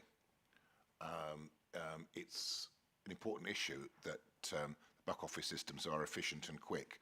So I'm pleased to see you have in your what's to come page of your report establishing an information and data sharing agreement in place between GP practices, LPFT and key wider partners. So a couple of questions on that. First of all, is that part of a CCG-wide sharing agreement that will take place between all the trusts in Lincolnshire and all the GPs in Lincolnshire? And how does that relate to the initiative that we heard about in this committee in January, the Sustainability Transformation Partnership Clinical Care Portal data sharing initiative, which I noticed that your trust is part of, your trust is planned to be part of. Are these 2 separate initiatives or all part of one great holistic whole that's going to improve data sharing across the whole of the NHS in Lincolnshire? Yeah, I'll come in on that one. Thank you for the challenge. So it's both. We already have data sharing agreements between partners. The problem that we have is the right system to facilitate that sharing. So the care portal that you referred to is the mechanism which will facilitate the sharing of data. So it's less clunky, it's much more speedy, and the care portal will sit over everybody's electronic patient records to make sure that people can, so GPs will be able to see summary versions of our clinical records, for example. We'll be able to see whether the service users had a recent blood test, for example, and what that might mean for medication. So the data sharing is there with various partners. It's just clunky at the minute. We need the care portal and we're already using it. I've got it on my screen as I sit here now, but it's not completely rolled out. And we have had some hiccups in terms of getting our electronic patient record to talk to and interface with the care portal software. There are also issues around audit trails. We take the safety of our service users' information extremely seriously, and we need to make sure that there is an audit trail of who's accessing what information and why. So we've been really clear that we need that kind of tool, that assurance, before we will turn the switch on, so to speak. So one of the issues that we do have is we're trying to collate the information around our community transformation, and you pointed out on the road path, it's what next, is helping and supporting our voluntary sector colleagues to have good data and good business intelligence, and make sure when people are seeing that it's recorded, risks are understood, escalated, etc. So there's much more to do, but I think that we're in quite a good place to take that forward. I hope that answers your question, Councillor. Thank you. Thank you, Councillor Cleaver. And just to pick up, we do have the care portal coming back in September anyway as an agenda item, so we can get more in depth at that point. I've no other speakers, but I do have a few questions myself. Some of these have been alluded to, so I'm hoping it'll be a relatively easy answer for them. We've already discussed out-of-county placements. Can you advise where these patients have been displaced to, how many have been displaced, and for how long on average? And what travel and transport arrangements were in place for these people? I'm happy to pick that up, and so it's something quite close to my heart. So we've maintained 0 inappropriate out of area placements, sometimes for acute and PQ placements, which is our kind of acute mental health patients needing assessment and urgent admission. So we've managed to maintain that since last April. Sometimes we send people out of county for their own choice. People would prefer to be treated out of county, and sometimes it might be from a safeguarding, or it's a staff member, for example. So we are quite sensitive to that, and that would be appropriate. But at times we've had to place people out of area because of a lack of local bed capacity. What's coincided with us having to close to admissions because of outbreaks of COVID on wards. And so the maximum we've had out is 5, and that was last month. We were having a number of outbreaks across the organisation on different wards, which meant it restricted admissions. We tried to take a risk-based approach to that, about do we admit into an area where we know we've got somebody with COVID or not, and how, and what is the needs of the person's mental health, and we've got quite a rigorous process to determine that. But we'll explore out of area providers if that's possible. Currently today we've got 4. Some of that is that it's a bit of a hangover, for want of a better word, because once we place somebody out of area, there's 2 options. We either wait for a bed to become available locally and transfer them straight back, but more often than not, if they've got an established relationship with the care team, we'll allow them to continue their care episode where they are. So some of those people are just finishing off care episodes rather than just bringing them back in and disrupting that care journey. So we try to do a tailored approach. And in terms of where they go, we've got arrangements with Nottinghamshire for our intensive care and acute provision. So it's very rarely we go beyond that border. I don't think we have at all in recent times, because we've got some block contract arrangements for beds if we need them. And the travel and transport arrangements, what's in place in these instances? Oh, yeah, sorry, I missed that point. We have a contract as an organisation with a secure transport provider. So anybody that needs to be transferred out of area, we can arrange transport for them to and from the place. Obviously, the limiting issue there is that for relatives and carers, and that's one of the big reasons why it's become an inappropriate activity, is it's much more difficult for relatives and carers to be able to support and be there for the loved ones. We'll try and facilitate that through remote and digital working wherever possible, and we'll obviously keep people as close to home as possible for the shortest duration as is reasonable. So, but yeah, transport-wise, we've got a transport provider that we work with to be able to convey people safely. Okay, thank you. My next question, again, I think this has been alluded to, is the 24/7 free phone crisis outline. Can you advise how long after this initial contact, on average, before people will receive follow-up support or potential treatment begins? Yeah, I'm happy to pick that one up as well, Sarah. So it varies because it depends on the nature of the calls, and we're really still unpicking and analysing the data that's come through. So a number of people are ringing up repeatedly, and that's the only source of help that they're wanting. They just want somebody to listen, and that helpline is there for that purpose. Other people will be signposted off to community support services, so whether that's walking groups and self-help opportunities, social prescribing in the community, and so it depends on the need, and that's assessed by that helpline function. Other people will need to be seen by a professional. and depending on how urgent that is determined to be, it can be escalated that day immediately through to our crisis services. So we've got specialist workers that sit behind the helpline, and if the need is such, they will intervene and pick up the case there and then and arrange for them to be seen almost immediately. If it can be managed in a different way, we might book an appointment with next day or with a community team, depending on what the level of need and urgency. So it does vary from person to person. Okay, thank you for that. My next question is on page 26.5. The report states that you remain committed to eradicating dormitory ward accommodation in Boston, but due to increasing costs, this now needs to be revisited. What are the options you are now considering, and how may this alter your plans moving forwards? Yeah, shall I kick this one off, Chris? And yeah, so we do remain committed to eradicating dormitory ward accommodation. As I've said, we've got people who are acutely unwell on first floor wards with limited access to fresh air. And, you know, for an infection prevention and control point of view, it's not ideal through COVID. We've had to be able to manage, and from a patient experience point of view and from a staff experience point of view, it's not ideal. So we have, for people who know the Norton Lee site in Boston, we have now cleared the site, ready for construction. But the costs of that build have now, through hyperinflation, escalated beyond what we would consider to be affordable. So we're looking at what can we reverse engineer from what is affordable. We don't want to compromise on standards. We've got an ambition to be a net zero carbon organisation by 2040, and whatever build option that we go for, we want to make sure that it's environmentally sustainable.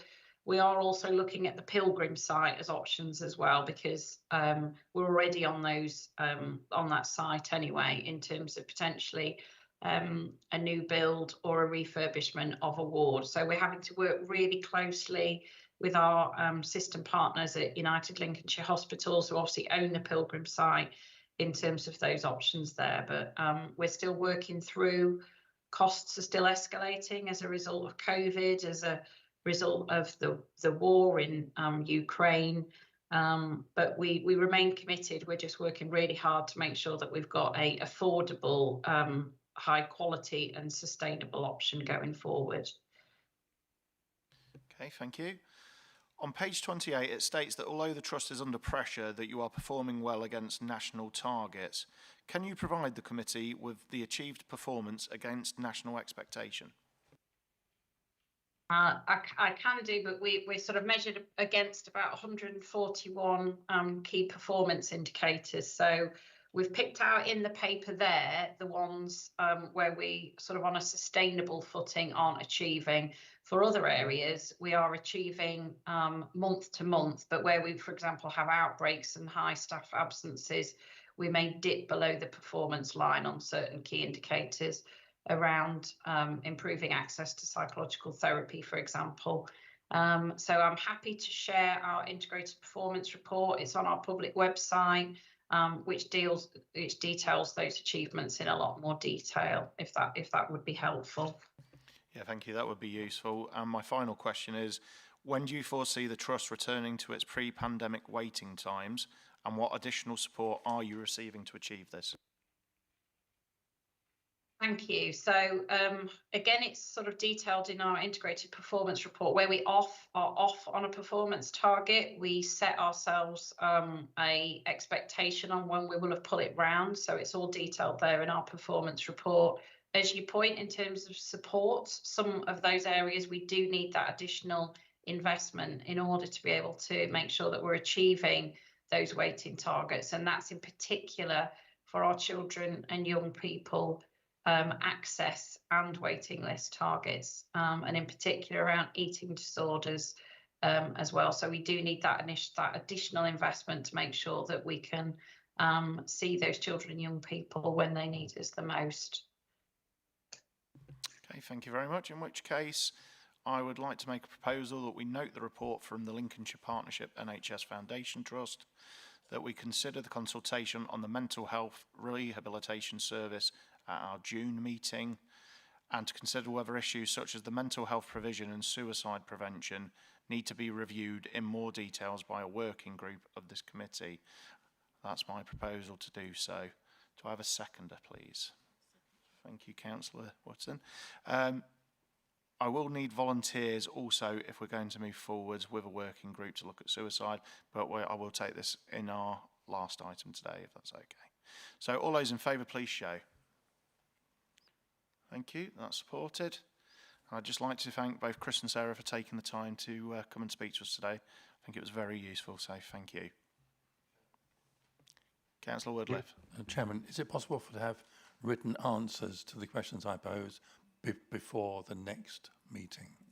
I asked for written answers. I think a month is long enough for answers to be provided. So I think that both presenters picked up on what your request is, and we'll ensure that they do get those written answers to you.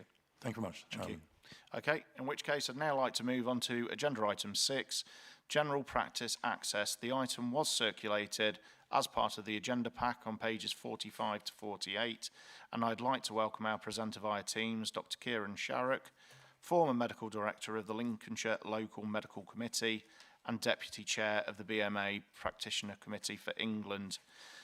Note that Sarah Jane Mills is also in attendance for this item, and I'm sure we'll pop in if there's any other questions from the Clinical Commissioning Group side. I'd now hand over to you, Kieran. I think we'll take the report as read, so it's any additional update you want to give, and we'll take questions at the end. Thank you, Chair. Yes, I provided the report, which is a follow-up from a discussion we had a few months back, just to highlight that general practice is still having significant access and capacity issues. And these access and capacity issues are really based around two things: the ever increasing workload and the unfortunately decreasing workforce. And I noticed that in Ms Mills's paper that she has highlighted that Lincolnshire is doing well on recruiting alternative roles into general practice, and that is good news. But I would like to just point out that those additional roles are doing not the traditional roles of the general practice. There's extra work expected of those roles. So the primary care network enhanced services added extra work onto general practice, and as a result of that has added extra roles to do that work. So the work that you would expect a GP to be doing, which was identifying people with illness, managing long-term conditions, and managing the health of their population, still falls on the GPs and the practice nurses of the practices of Lincolnshire and of the whole of England, for that matter. And that burden of work isn't matched with an increase in the number of doctors that we need. As a result of that, the doctors of Lincolnshire and England are seeing more patients than it's probably safe for them to see. The work has been done over a number of years to identify what it's safe for us to do, and it's estimated that it's safe for doctors to deal with 25 to 35 clinical decisions in a day, and we're regularly doing significantly more than that. I mean, my own personal experience is that I sometimes do 80 to 90 clinical decisions within a day, and I do wonder at what point I start making bad decisions and cutting corners and risking patients. And it also risks my well-being, because if I make a mistake, that ends in a complaint, which ends in mental torture for me and my colleagues. It also means that I'm more likely to burn out and leave the profession early. And in fact, interestingly, yesterday, the National Institute of Health Research at Manchester University published the work-life survey of general practices, and that shows that a third of all GPs are considering leaving the profession in the next 5 years, and that goes up to 60% of GPs over the age of 50 are thinking of leaving the profession in the next 5 years. Now, that's really worrying, because we're already down on the number of GPs we should have, and if a third of all GPs leave, we'll have very few left. And in fact, some modelling has shown that by 2035, we'll have no GPs left at all if those predictions come to pass. Now, I'm sure that won't happen, because I'm hoping that people like yourselves can hear our message, our cry of please help us, and you can put pressure on your colleagues in central government, and you can work locally with us to support general practices. Stop the negative rhetoric that is being put on general practices.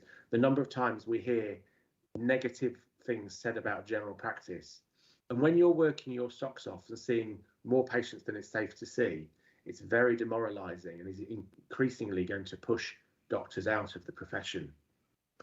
Also, if we can stop the rhetoric of, if you've got something wrong with you, go straight to your GP. There are so many other places people could go. They can go to the internet to get self-help advice. They can look after themselves so they don't become unwell. They can go to pharmacies to get advice from a very well-trained clinical pharmacist. Or they could just see if they get better on their own before going to see their GP. And it's the rhetoric of negativity about general practice, and that general practice is there as the catch-all for the whole of the health service, that is making our workload so high and pushing general practitioners away from the profession. So I'm not going to say any more negative. I'm happy to answer questions, and I'm at your disposal. Thank you for that, Dr. Sherrick. I've got my first question from Councillor Raywitten. Thank you very much indeed, Mr. Chairman. Regarding your work, I mean, 80 to 90 appointments a day that you see is amazing for me. I just can't believe where you fit the time to get this in each day. I saw one of my residents last week, and he was complaining that what he calls the gatekeeper at the practice surgery would not allow him to see a GP. Although he'd love to see a GP, he needed to see a GP, it was the gatekeeper or the staff, reception staff, who didn't allow him to proceed any further, and therefore he had nobody to turn to. And the second question relates to what you said earlier on about people going to see their pharmacists. I've seen a pharmacist twice in the past couple of weeks, and they've been really fantastic.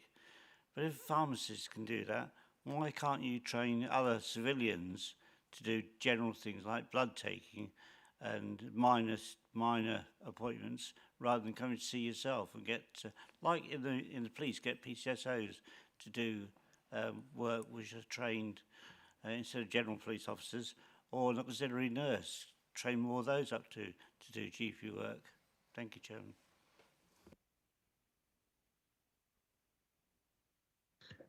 Thank you for the question, Councillor Wootton.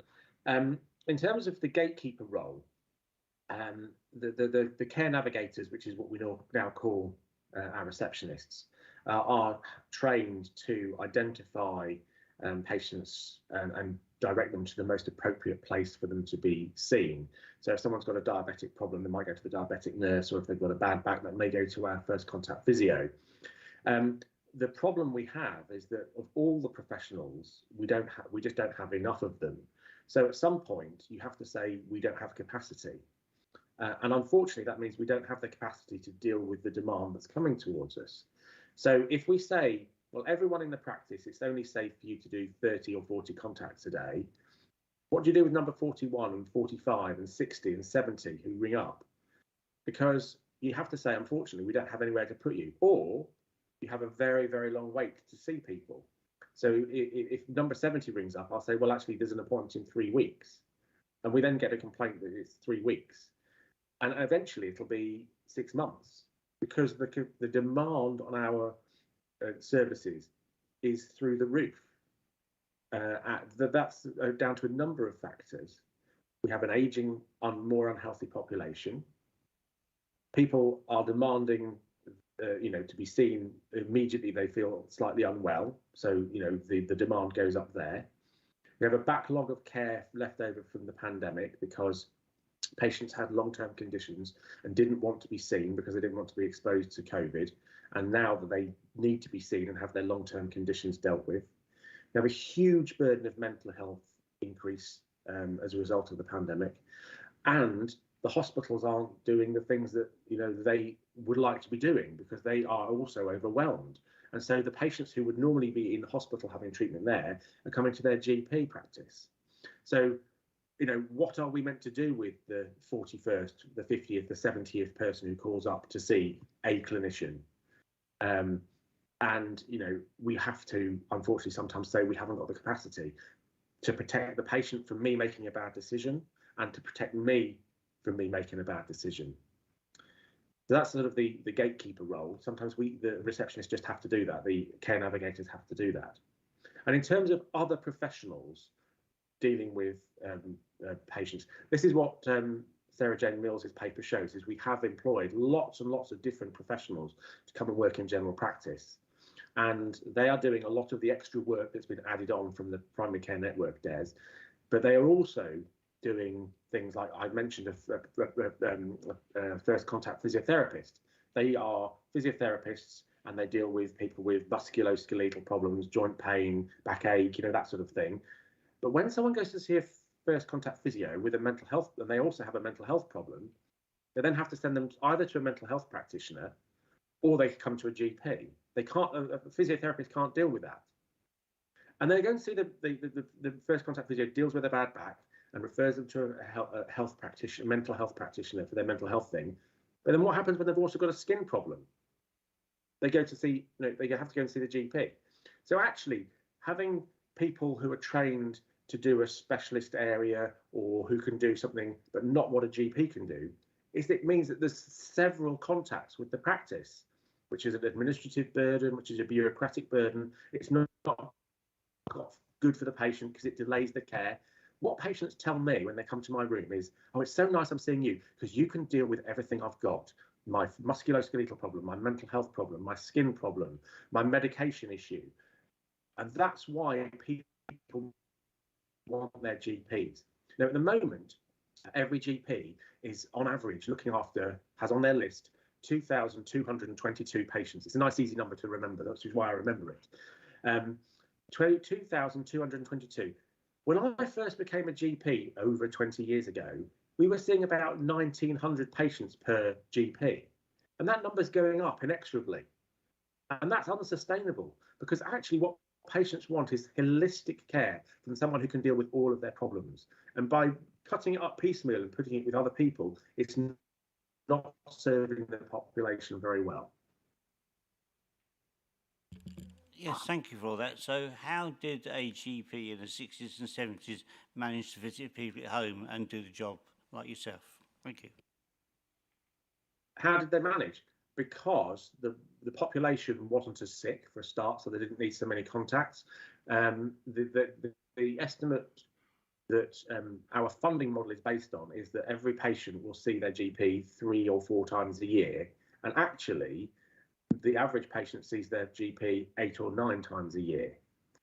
So, you know, the funding model doesn't fit with what we're doing, but also the workforce model doesn't. You know, if we're having to deal with twice as much activity as what's planned for, no wonder we can't actually deal with it. Thank you, Chairman. I could ask so many questions, but thank you. Thank you. Councillor Smith. Thank you, Chairman. Page 40, at the bottom of page 47 really hits the nail on the head. And this is not a swipe at GPs. This is a swipe at central government. There has been a total lack of workforce planning in terms of general practitioners, which has resulted in the problem we are now, which, as the report alludes to, is far from an acceptable situation. In fact, it's dangerous, as the gentleman's already alluded to. The serious question needs to be asked, basically, of successive governments as well, is why do we still not have rural waiting? You have them in cities. We need rural waiting. That will help the recruitment problem, which will then help the issue that's already been alluded to. There is a total failure in the chain of command, again, from central government in the health space, which would have prevented this from happening in the first place. What do we tell residents that come to us and say, well, I'm very poorly, but I can't see a GP. I've rang and I can't get hold of one. And one thing I will take issue with, the gentleman said that people didn't want to get care during COVID, didn't want to see the GP.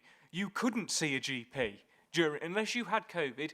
GPs and the whole health system, this is not just a swipe at GPs, they were not interested. You couldn't see one.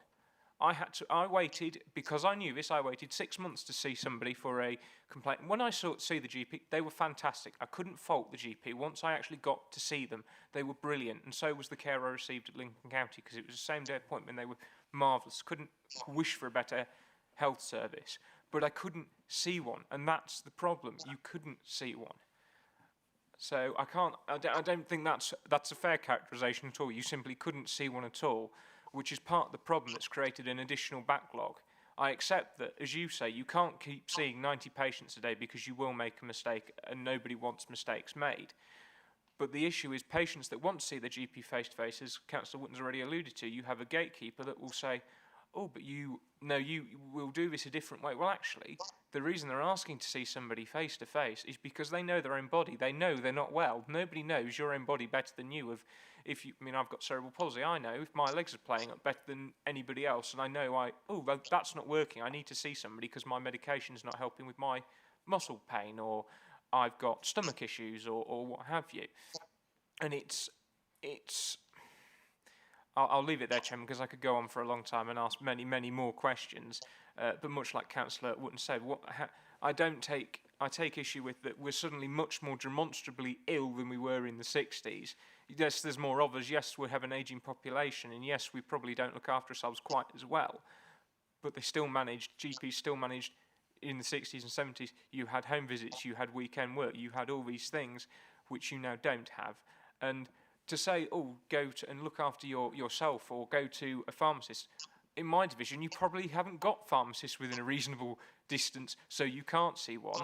And then you end up in A&E because, I've tried to see the GP or I've tried to look after myself. It's got to a point I can't. You then get chastised to go to A&E. You then get chastised by somebody because you've turned up in A&E. What are you supposed to do? Thank you, Councillor Smith. Before I bring in Dr. Sharrock, what's worse is certain surgeries are actually telling people to go to urgent treatment centres so they didn't have to see their patients.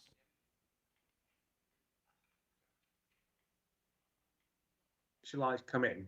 Yes, please. So I didn't actually hear a question, but I'll answer some of the points you made. I totally agree with your point that this is a long-term issue of poor planning. Not just planning in terms of the workforce, but planning in terms of funding. General practice receives less than 10% of the NHS budget, but does around about 90% of the contacts of the NHS. And how that mismatch is allowed to continue, I don't understand. But as you say, workforce planning has been shocking as well.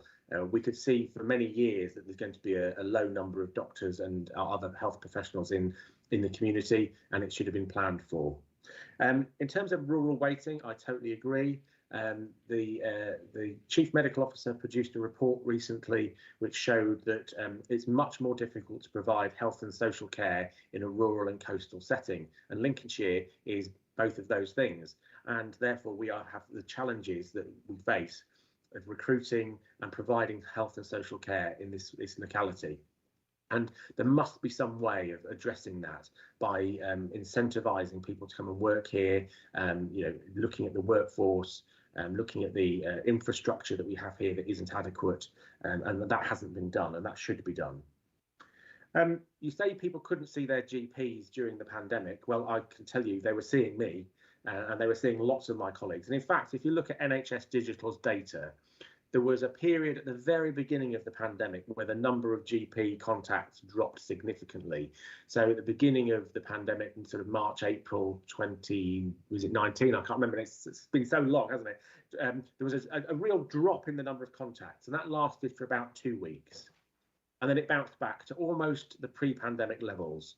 And since that time, the numbers of contacts in general practice has gone through the roof. It's just gone up inexorably. Now, I say contacts because you were right, we weren't necessarily seeing people face to face. And I would argue that actually that is by far the best way of managing patients, whether or not COVID is around or not. Because if you come and see me face to face, that is because I need to physically touch you, listen to your heart. If I don't need to do that, then why would you need to travel? Why would you need to potentially bring infections into the surgery? Because if you're talking to me about your mental health, I don't need to examine you. If you're talking to me about a medication issue, you know, can we fiddle with my medication? I can deal with that on the telephone or in a video consultation. However, if I need to physically examine you, then definitely you need to be in the surgery. But before I do that, I can take a history by telephone. I can take a history and even look at you briefly on a video consultation, and then say, yes, actually, I need to examine that. And actually, 66% of the consultations that are happening across England are face-to-face. And in Lincolnshire, it's about 65%. So to say that we aren't seeing people face-to-face is wrong. And I would argue that actually doing things remotely saves you time, saves me time, and then increases the capacity to see other patients. So yeah, the two things, couldn't see a GP during the pandemic. Well, that's just, you know, the statistics show you're wrong. That isn't the case. You could. People were seeing and contacting their doctors in general practice throughout the pandemic, except for that first couple of months where, you know, everyone just was locked up. Thank you. Before I bring in the next speaker, I think I would have to argue back really in some respects here. As a counsellor, I think one of the biggest complaints I regularly receive still to this day is residents not being able to firstly get through by the phone to the surgeries. Then secondly, if they get through, they can't get a face-to-face appointment. Or if they're one of the lucky few, they have the complaint that when they arrive for their appointment, there's often a ridiculously long queue. And they are often told they have missed their appointment due to waiting over 20 minutes to get to the front of the queue, with no further appointment then available for an additional 2 to 3 weeks. So my question is, what is being done to improve this unacceptable situation? As I've pointed out before, we are doing probably double, if not triple, the safe level of work. There's nothing we can do about that.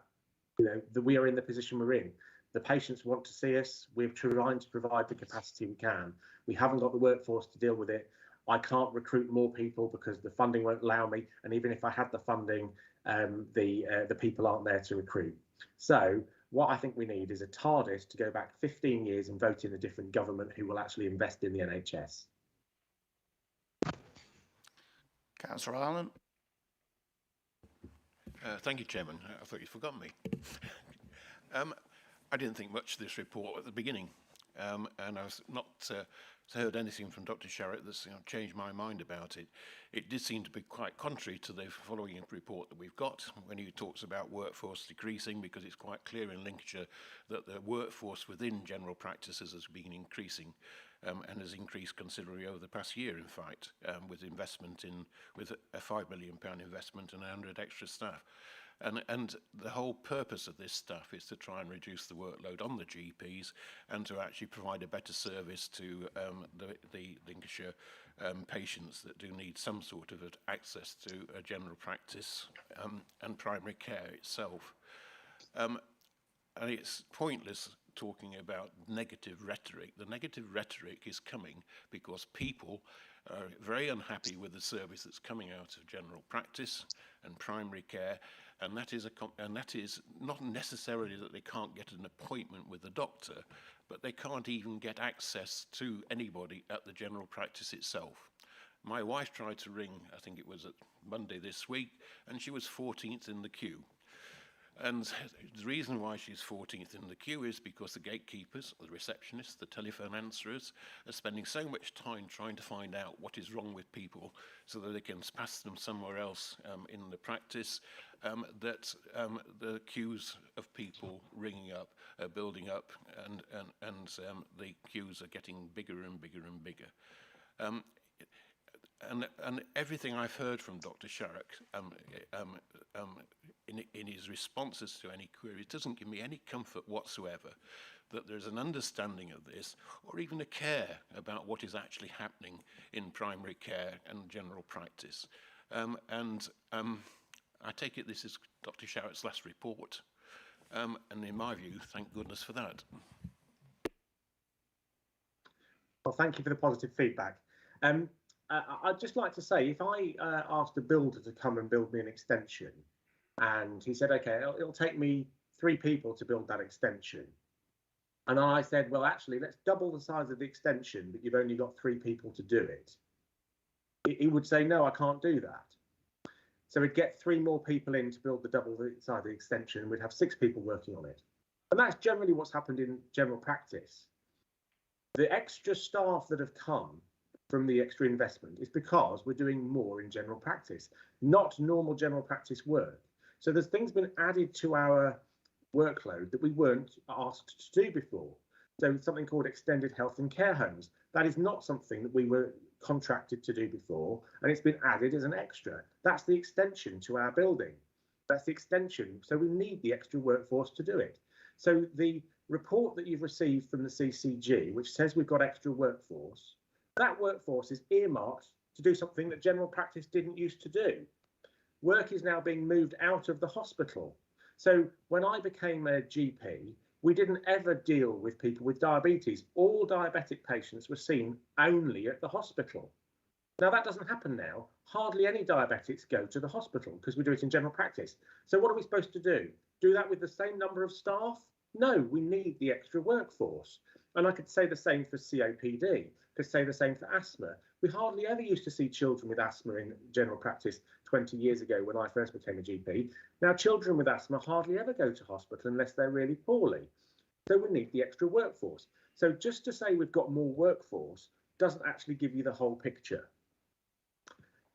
Yes, we have got more workforce, but they're doing different work. They're not doing general practice work. They're doing new stuff that's being moved out of the hospital. And in terms of the anecdotal information that, oh, I couldn't get a telephone appointment, I couldn't get an appointment, or lots of my constituents couldn't get an appointment, look at the data. NHS Digital, nothing to do with me, nothing to do with you. It's an independent body, part of the NHS, shows you the number of appointments we're doing. And I can't argue with that because that's their independent data. Actually, I argue that it underestimates the amount of work we're doing. That shows that for the first couple of weeks of the pandemic, the number of appointments we did in general practice dropped off significantly. But since that first period, the numbers have gone up. So I don't know who's talking to you about not being able to get an appointment, but lots and lots and lots of NHS patient appointments are being done in general practice. And that's, that's a fact. We can't argue with that because NHS Digital produced that data. And I feel terrible that there's people out there who can't see their GP.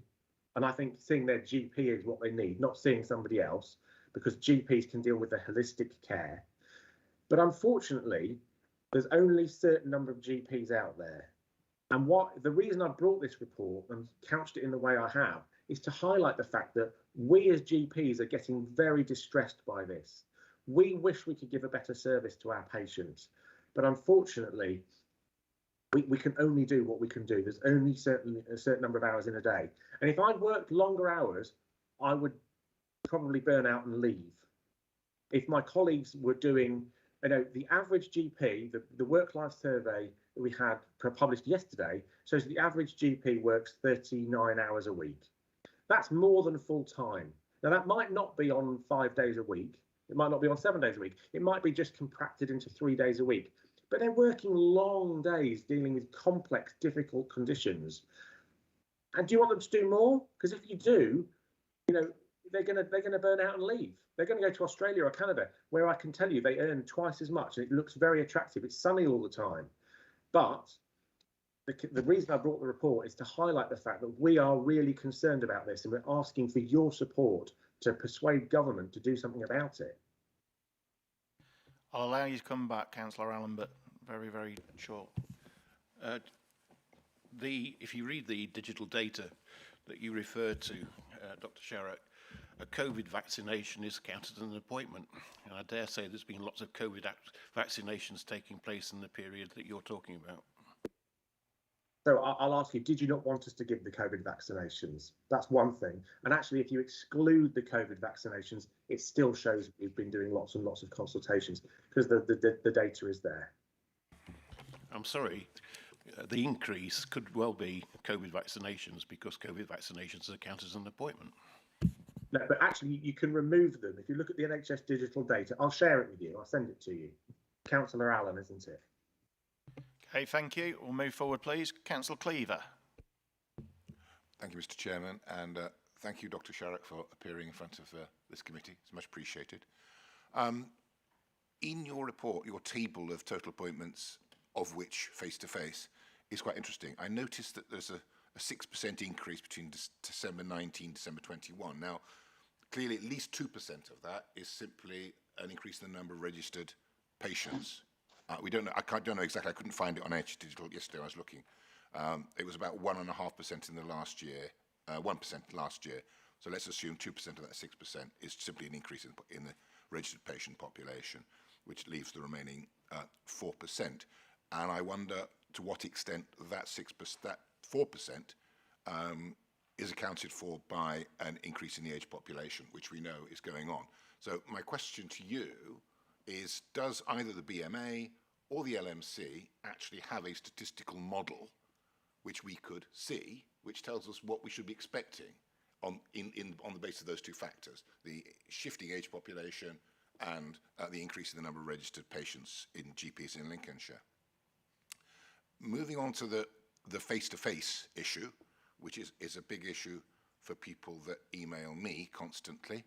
I wonder again, does the LMC or the BMA have any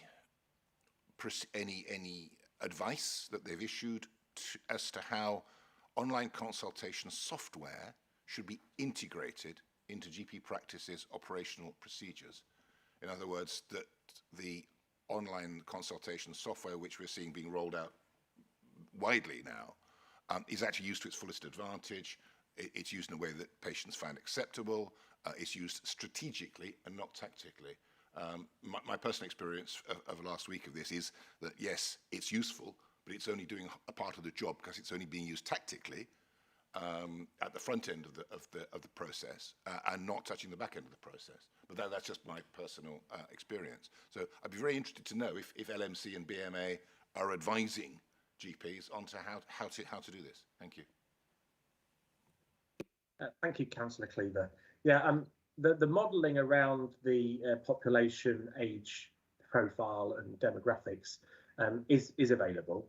It's not something the BMA has produced. It's something that Public Health England produce, and they predict what's going to happen in the future in terms of the population, and they look at that across regions and across counties. And I'm sure the CCG have that data and are looking at it to see what we need in terms of workforce, investment, etc., just to fulfil the demand that we see with the increasing ageing population. In terms of the use of online consultation, yes, there is advice out there from both LMCs and from BMA about the best use of digital tools to consult. But having said that, if you ask GPs, we would much rather be seeing people face to face. We think that it's better for patients. But the demand is such that we have to mitigate it somehow and deal with some things in a more technologically savvy way.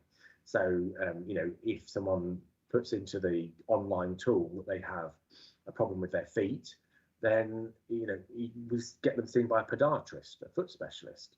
But actually, I might be able to deal with that foot problem. It might not be something the podiatrist can deal with. So I would rather go back to, I personally would prefer to go back to, everyone having an appointment, me seeing them, me taking a history, chatting with them, having a personal relationship.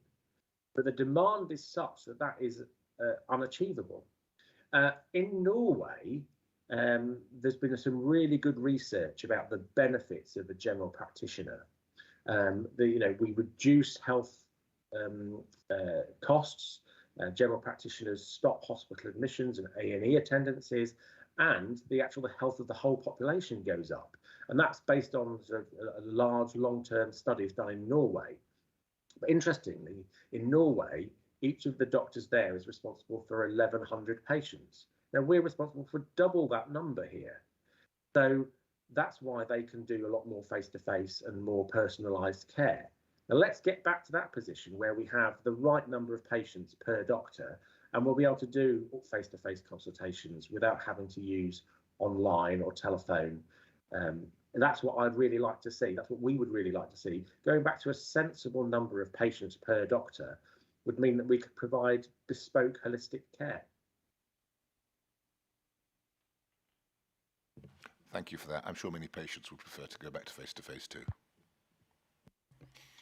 Thank you, Councillor Cleaver. I'm just conscious of the time. I do have four speakers listed and 2 that wish to come back. I don't think we'll be able to come back to the 2 that have indicated. Councillor Woodliff, please.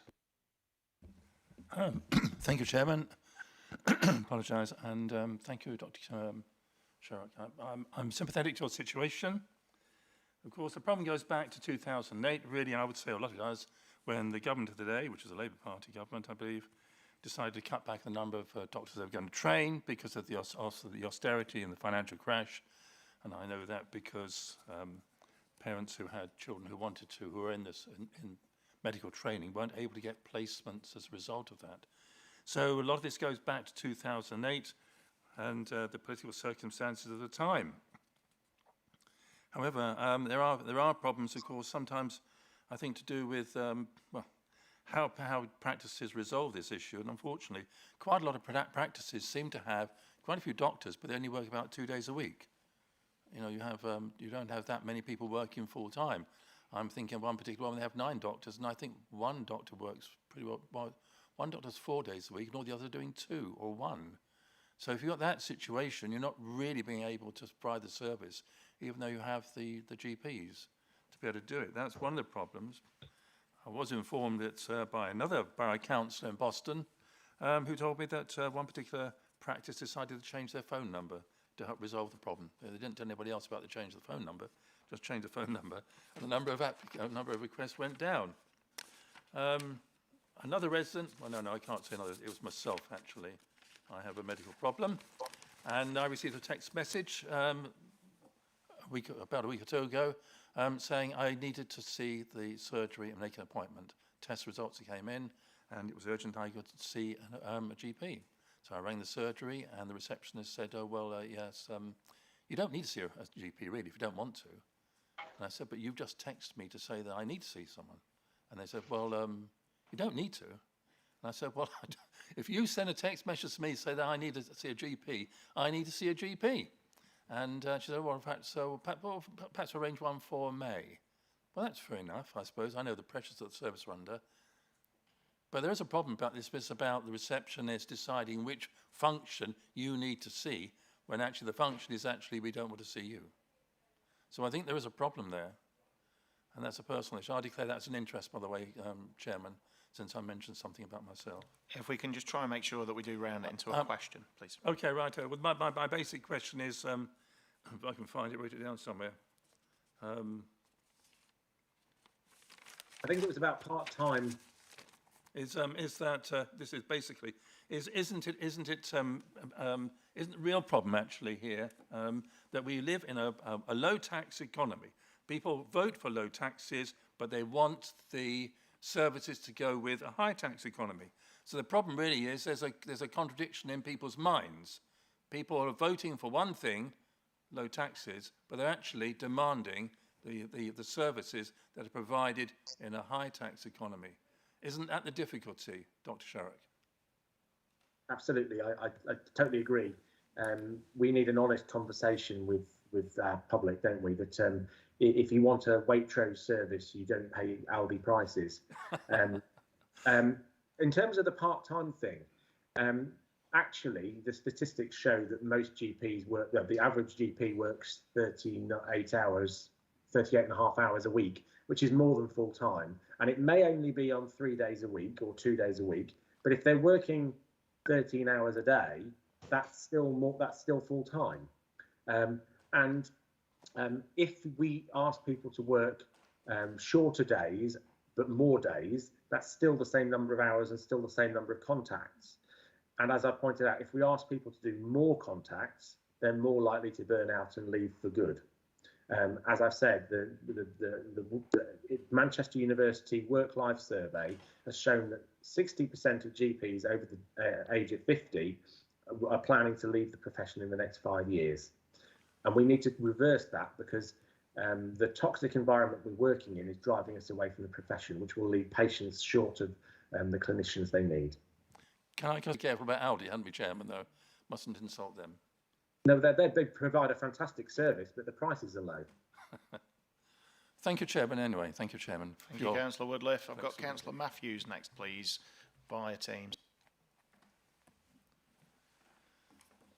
Thank you very much, Chair. Dr. Sharrock, what you're saying is very interesting. I just want to get my well-being concerns. I think you need to go and see a doctor, because the negativity that you're putting forward suggests you may not be a well person at the moment. And that's, I'm not being flippant there, but your whole presentation has been tinged with negativity. I was just reading your CV. You work at Spilsby at the moment, but you represent the LMC, and you're on this committee and that committee and the other committee, and you've got your dogs and you go running, and you've apologised for the delays. You will know Mablethorpe very well. I think you attended a meeting with James Hunt and myself there some time ago. You will know Skegness very well. You will know that we have an aged population who are moving here exactly as laid out by the medical director in his coastal towns. He was spot on. You live there, you know that. I'm not sure if your report represents the situation that you find. It may represent the work you're doing in Spilsby, because it sounds you're heroic. You're seeing 10 patients an hour for 40 hours a week. It's not happening in Mablethorpe, I can promise you that. There aren't 9 doctors on the staff at Mablethorpe. The clinic at Alford is asked to close and isn't going to be allowed to close. These will be your colleagues. The colleagues that were there when you came have left. The interesting thing you're talking about, you have been quite interestingly political. I wonder what doctors earn, because it says here, while the DDRB pay range for salaried GPs in England goes up to 93,900, there is no upper limit. So I think what we've got, and I speak from a position of knowledge, is we've got some really well-paid doctors that can't extend the hours they want to work. They can't recruit in this country, but they can't recruit in this county, but that's not stopping them taking the money for it. So all of these things, your concerns are political. It is a mess, and I would like you to tell us what the answer is, not to tell us how hard it is, please, because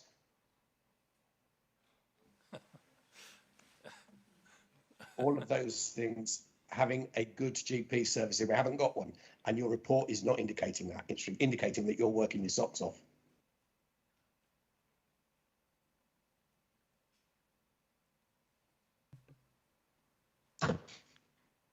So, Chair, am I to come back? Yeah, of course, please. In terms of your point around Mablethorpe and Skegness, I have worked in both places and I know the area very well. And you have a population which really needs good health and social care. And unfortunately, I think the report does indicate that the more dispersed, the more rural, the more coastal you get to, the more difficult it is to recruit and retain staff. And that's particularly stark in Skegness and Mablethorpe area.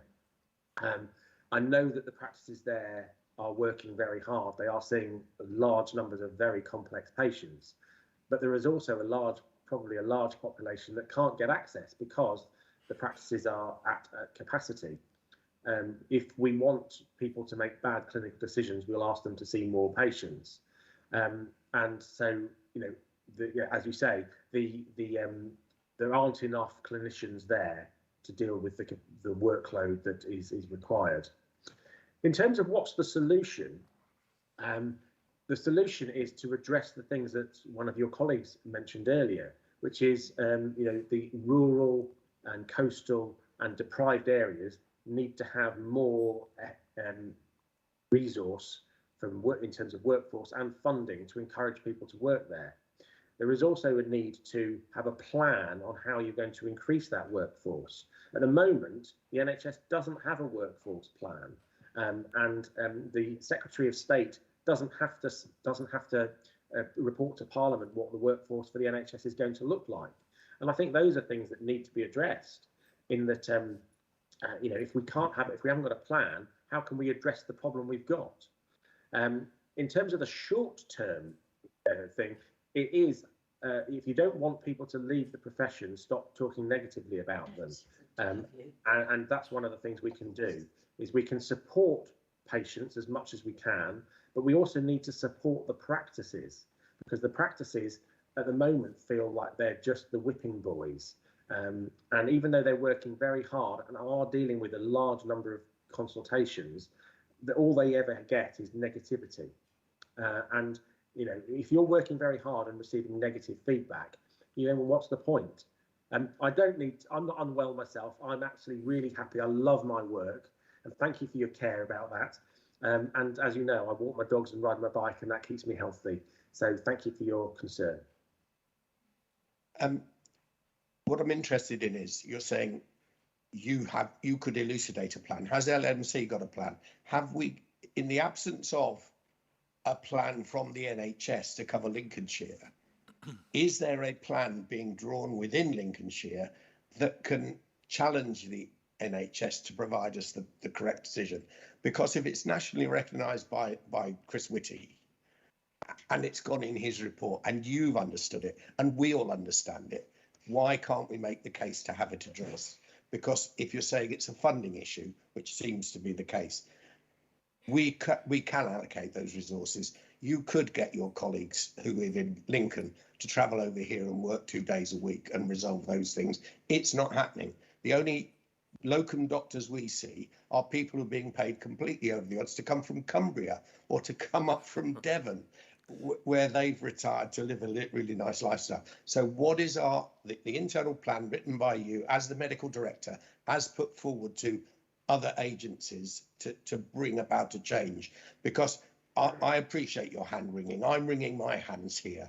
I think it's shocking that my constituents are dying because they couldn't get diagnosed for COPD and cancer, because they couldn't get to a doctor, because they couldn't get past the gate guys. But what's your plan? You're the one who is the professional man, the heating engineer who's going to tell us how to fix our heating. And where have you made those challenges?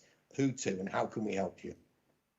Well, actually, what's interesting is that I'm not the person who's delegated the job of making the plan. That is the People Board of Lincolnshire. Lincolnshire has something called the People Board.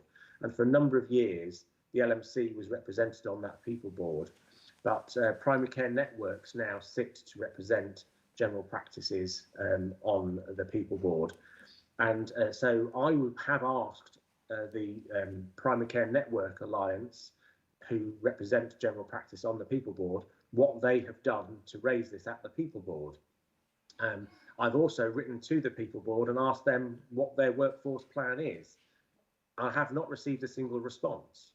And I think that you know, the People Board's role is to identify what the workforce is and what it needs to be and how you get from A to B. And I've not seen that plan. I'm sure you can ask Sarah Jane Mills when she comes on later whether she's seen that plan, because if she has, I don't know why it's not been shared with me.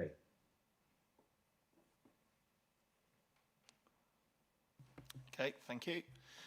We'll move on. Councillor Dr Thompson. Mr Chair, unfortunately I have another meeting I have to attend with NHS England in 2 minutes, so I could take one more question if that's okay. That's fine, yeah. So I'll go with Councillor Dr Thompson. Sorry, I think I'm going to take more than 2 minutes. I'm just waiting for my phone to charge up to book an appointment to get my blood pressure checked with my GP, if I can.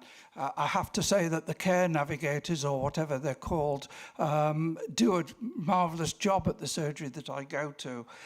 Put things in perspective, I had a personal list of 2,500 patients when I was in practice.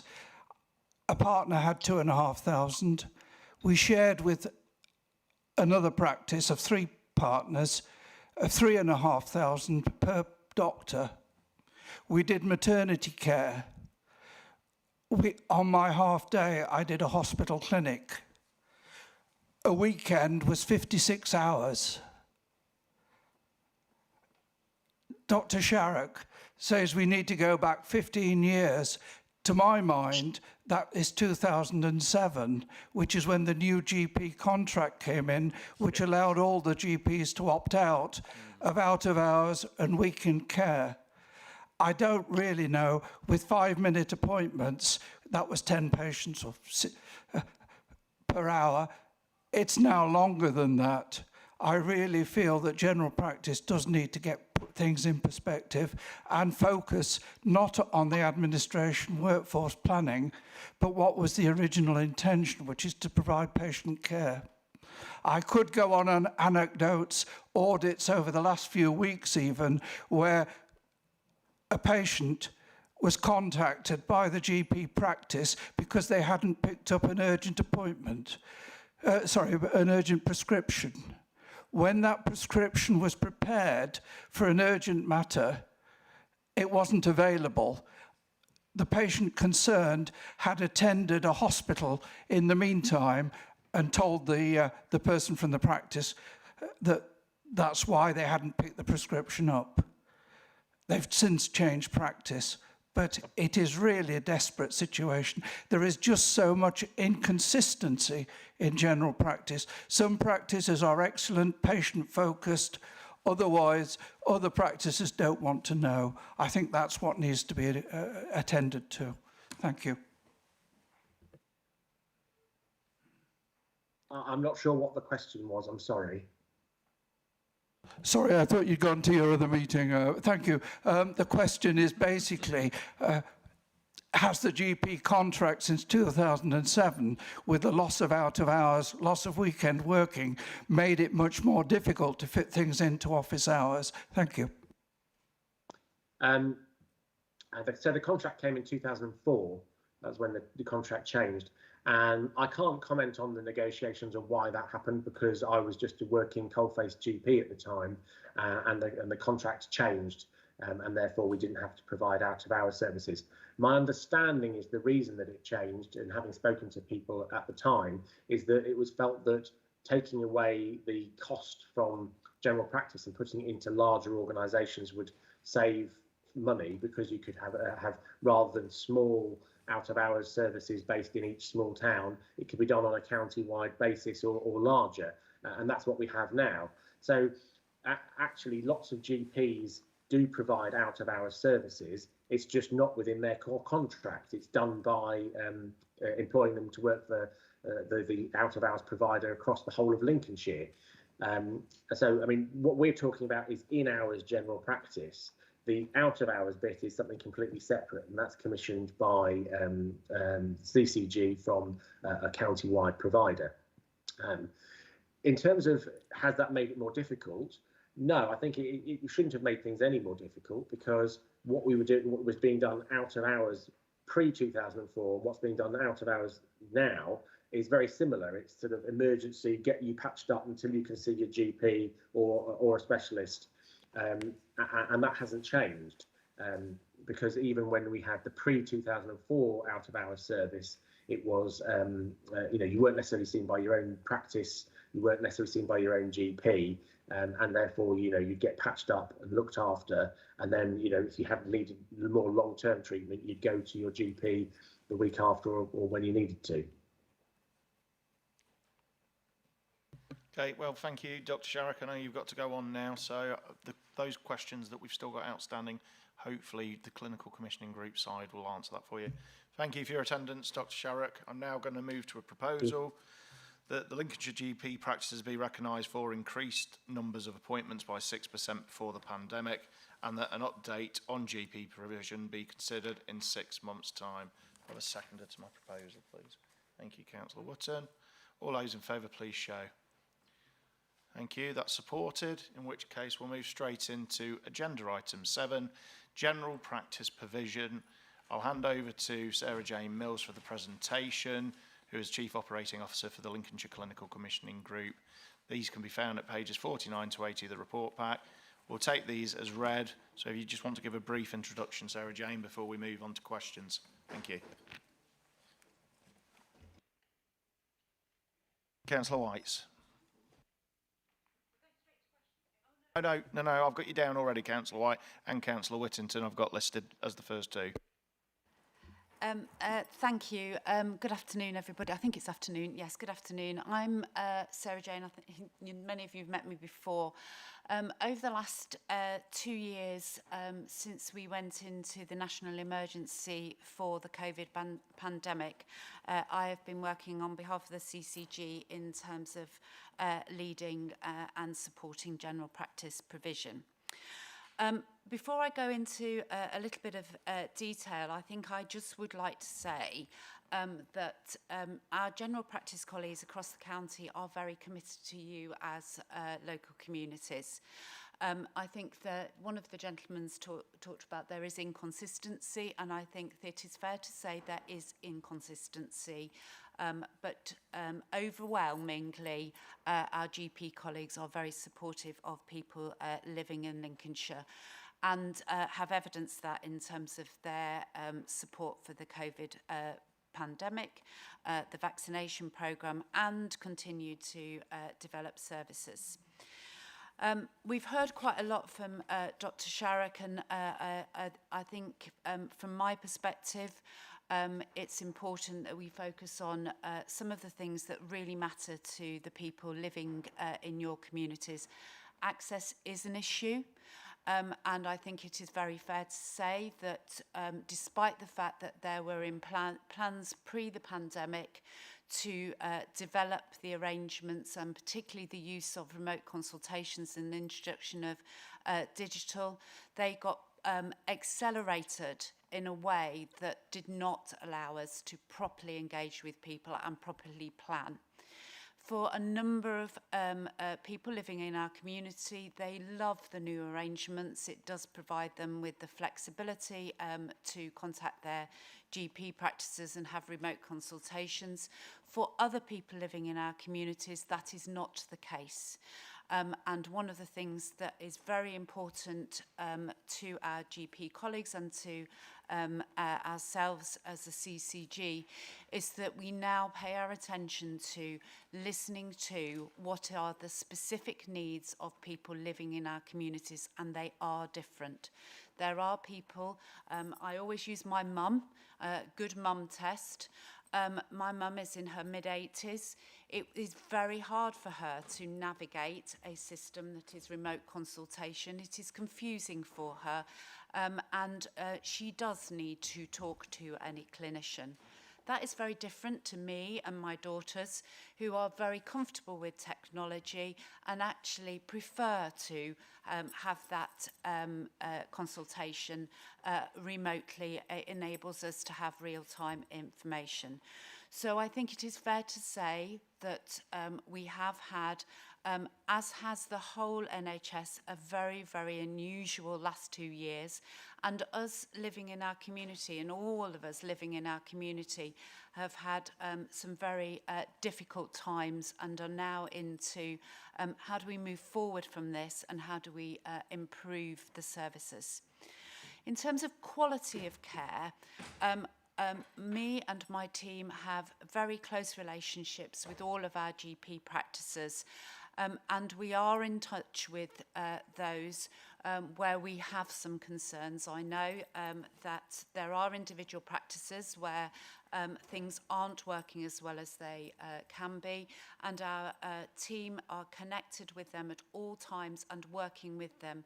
And we have secured additional support to be able to work directly with those teams to look at the way that they operate. I think it's very fair to say that some of their processes haven't modernised to take account of the new ways of working. I think you talked about that in terms of whether we are really fully utilising the opportunities of the digital. No, we're not in all instances.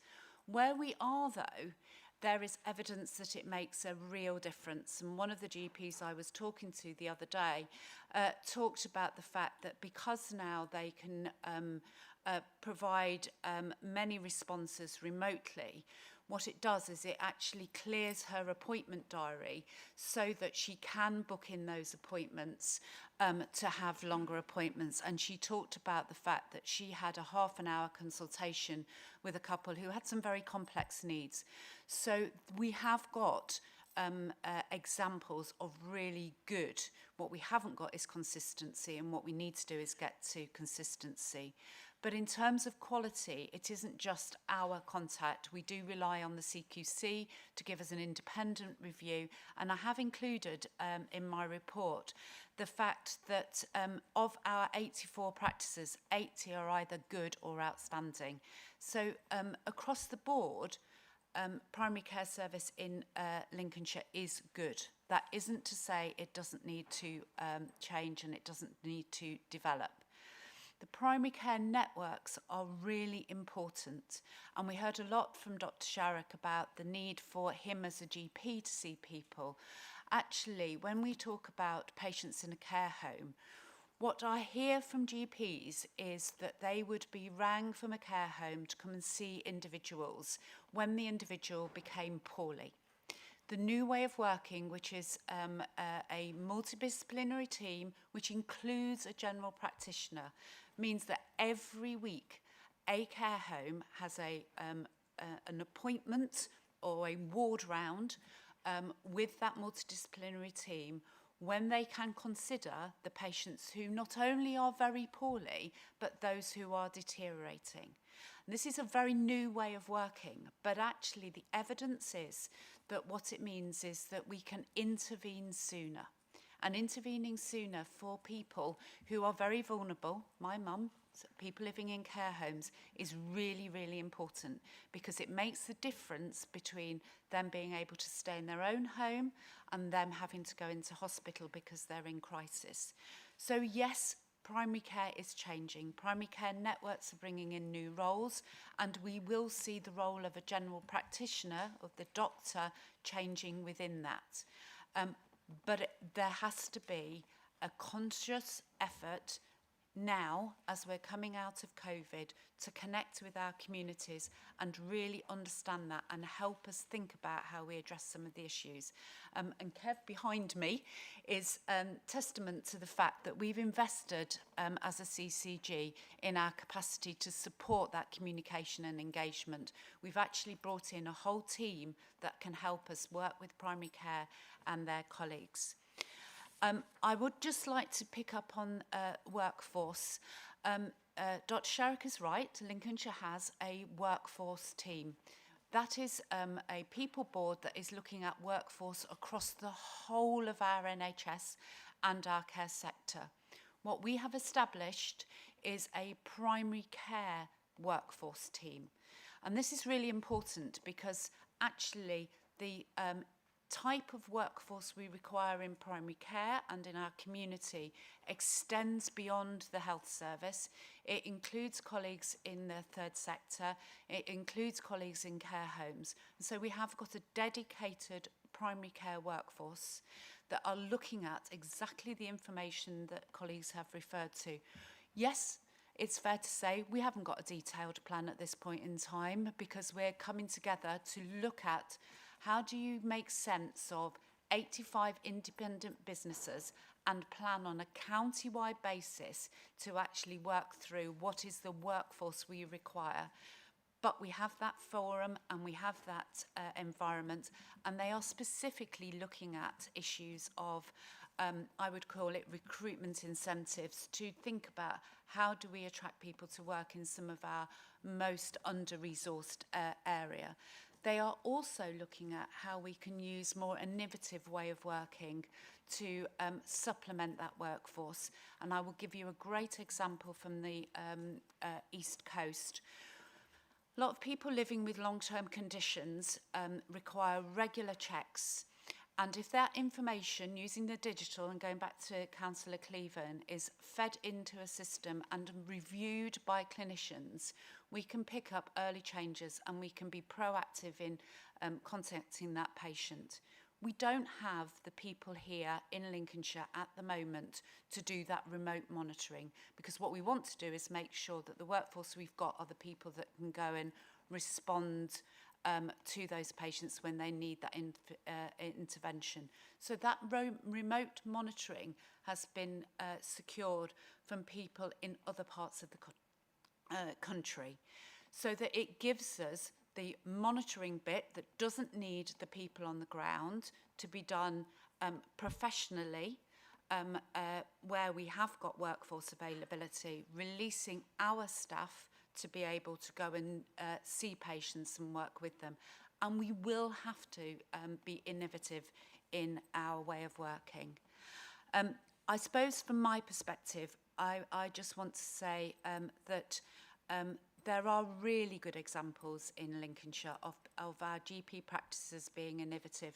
Here and now today, we have got a merger going on in Lincoln City of a practice that has been struggling for a long time, that's come together with another practice.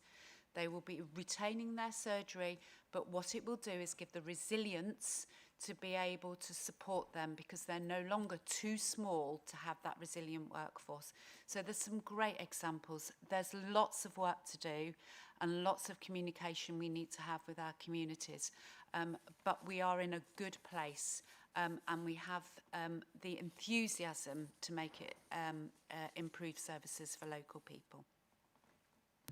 Thank you, Sarah Jane. I've got Councillor White first then, please. The question I was going to ask was, it said in the last presentation that nearly 9 in 10 GPs fear patients are not always safe at their surgeries. So I can write and ask Dr. Sherrick if you don't know the answer, but I would say in my particular area, you can't get through the surgery door unless you've got an appointment. My neighbour was hard of hearing and got fed up of the telephone, and he presented himself at the door and was asked to go back and telephone.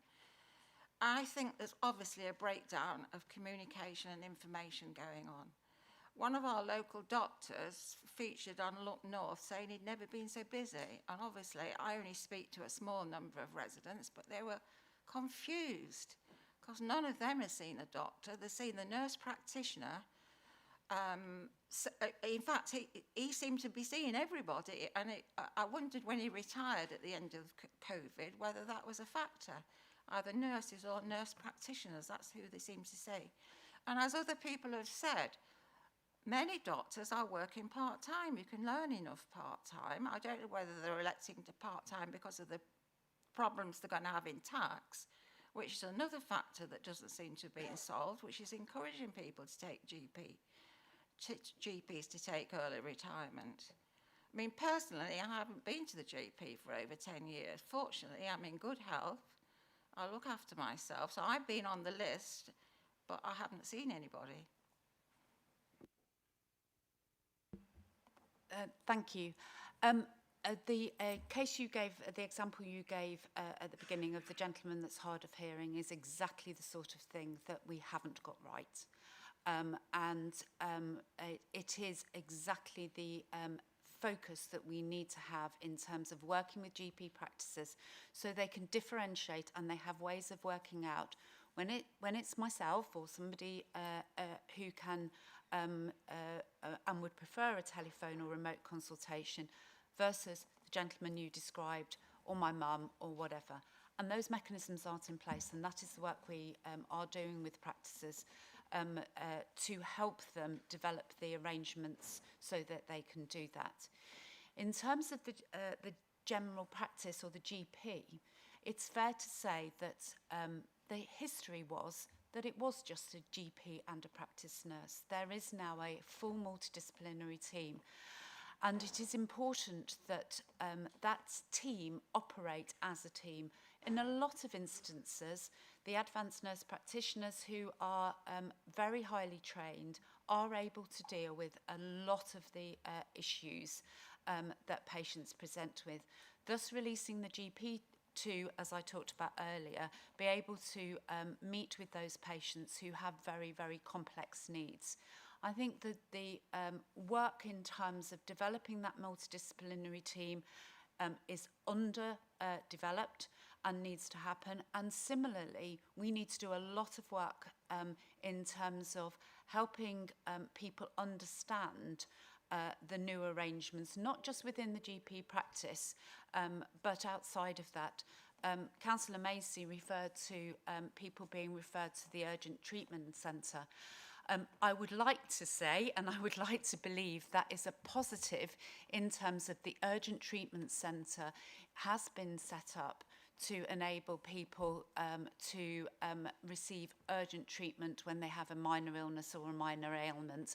And increasingly, we will be looking at how we deliver that same-day access to utilise all of the different resources that are available to us.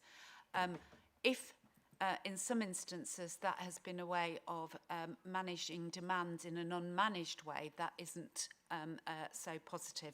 But in terms of the direction of travel, we do have new services available, the urgent treatment centres, 111, our community pharmacists, and I think somebody referred earlier in terms of they went to the community pharmacy. It's really difficult when you're a member of the public to know who to go to, and that is one of the things that particularly Kev and I have been talking about. How do we help people work out where do you go? And that is something, again, we need to do a lot of work on, but there is a whole range of things. In terms of telephone access, I think that's come up a number of times. Our telephone systems haven't always been the most modern. And that's probably an understatement, but we have and are continuing to upgrade those. I was sorry to hear that somebody had changed their phone number and not communicated it. That again is a known goal. But in terms of upgrading the telephone systems, we have now got new systems being installed in a lot of practices that have had problems in terms of their telephone systems, and those are increasing the capacity for people to get through. Ironically, the challenge has been that it's not necessarily always the incoming calls that's the problem. The phone lines have been tied up the more we're doing remote consultation. So that's some of the challenge we've had. But we have got a programme of modernising our telephone systems and also looking at how they can be better connected with the wider health system. I don't know if I answered all of your questions, Councillor White. Yeah, that's fine. Thank you. I'm going to bring Councillor Cleaver in next because he, believe it or not, has a doctor's appointment shortly. So we'll hand over to Councillor Cleaver. Well done. Thank you. Actually, you seriously couldn't have made it up. It was booked over the telephone 2 weeks ago for 3 o'clock. And I've just checked on the NHS app and it's apparently 1:30. So there we go. Anyway, thank you. Reading your report, you say that GP colleagues are mindful that the new ways of accessing primary care services have been welcomed by the majority of people. Please, could you tell us what evidence you have to support that assertion? Yes, we a number of our practices that have introduced the digital technology have a mechanism on that where they can get patient feedback, instant patient feedback. And the level of feedback is very high. In excess of 90% of the people feeding back using that mechanism have said that they liked it. And they preferred it because they have been able to get not only through to the practice, but also to get a response in the main on the same day. That still means that there are 10% of people who don't like it. And I think that is the bit for me that is more important in understanding that 10%, because actually the 10% are probably the people who have the most complicated needs and feel the need to be able to contact.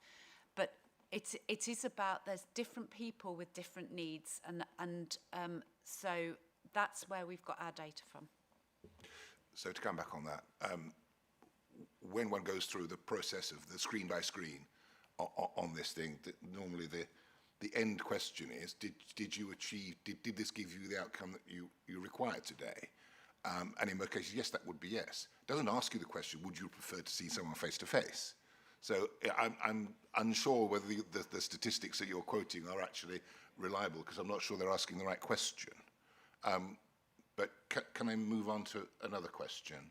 Very briefly, I'm just conscious I've got a list of 6 people and we're already at 5 to 1. Sorry, apologies. I noticed that the CQC ratings that you publish here are only the current ones. I wonder how they've changed over a year. So what is the actual direction of travel with that? And I wonder what the outcomes were for just those Lincolnshire practices which were actually fully inspected in the last 12 months. So I'd be interested to see a time series on that specifically. And again, just going back to the report in general, because we are in a hurry, I'm very conscious of the fact that there is very, very little patient feedback in there. There's very little about patient outcomes and patient satisfaction generally, and I find it very disappointing. I absolutely acknowledge what you're saying in terms of. I'll start with the Care Quality Commission. I would be able to provide you that. I just thought it was helpful that you saw the immediate snapshot. Actually, the general picture across Lincolnshire is that we've seen a number of practices move from requires improvement to good. We have seen some that have now come into inadequate. So it is a variable, changing picture. From my perspective, when those practices have been assessed as either requires improvement or inadequate, the reassurance that I have is that our primary care team, who have got the closeness, are of the view that that is consistent with their experience and consistent with the work they are doing with that practice. So, but absolutely, very happy to give you that.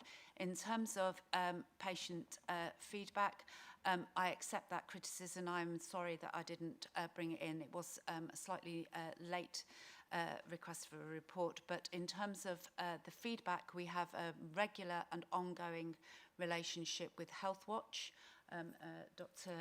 Wookie is here today, and they work very, very closely. They are a member of our Primary Care Commissioning Committee. We meet regularly with them. The feedback is consistent with the feedback that I'm hearing from councillors here today. In terms of face-to-face requests, it is very variable in terms of what people do prefer. As I highlight, actually what we find is the more complicated the patient clinical need is, the more likely they are to prefer a face-to-face, because it's not just I've got X and a simple request. The simpler the request, the more likely they are to prefer the remote consultation, which is why I'm more interested in understanding the 10% that have fed back that it hasn't satisfied theirs. And also I'm working very closely with my colleague and public health colleagues around health inequalities, because that is the other issue in terms of how do we ensure that the new service arrangements don't exacerbate health inequalities. Thank you for that. I've a load of questions on PCNs. I'll take those offline, if I may, to defer to my colleagues. But I would just like to make the point again about the integration of the software packages into the whole care system and the whole service end to end on a GP. Absolutely, and from going back to some of the things we've developed over the last 2 years since I've been working with the primary care team, we now have a dedicated digital lead. And we are meeting, I can give you this because it went in my diary this morning. We were meeting on the 19th of May for the whole day with one of our clinical leads to actually look at what should be the future in terms of digital development, because I think the last 2 years have really accelerated, as I say, the utilisation of digital, but not necessarily in a planned and considered way. So that is absolutely on our agenda. Thank you. Thank you. Thank you. Councillor Whittington next, please. Yeah, thanks, Mr. Chairman. I've had some sort of rather, one my own personal experience of Ask My GP. I'm on about 7 regular prescription items, which I order every month, and I get a month's supply. Now pre-COVID, my GP practice in Grantham used to use the Ask My GP system. I could go on at any time of the day or night onto the Ask My GP system, type in I needed a repeat prescription, and then I get an email back the next, either later the same day or the next day, to say, thank you, we've processed your prescription, and you can pick it up from the pharmacy on a certain date. Fantastic, brilliant. And for doing stuff like that, great. Post-COVID, because Ask My GP is now being used considerably more, unless you've managed to get through or fill in Ask My GP by about the middle of the morning, my practice just cuts Ask My GP service off. It reaches a certain level and they cut it off.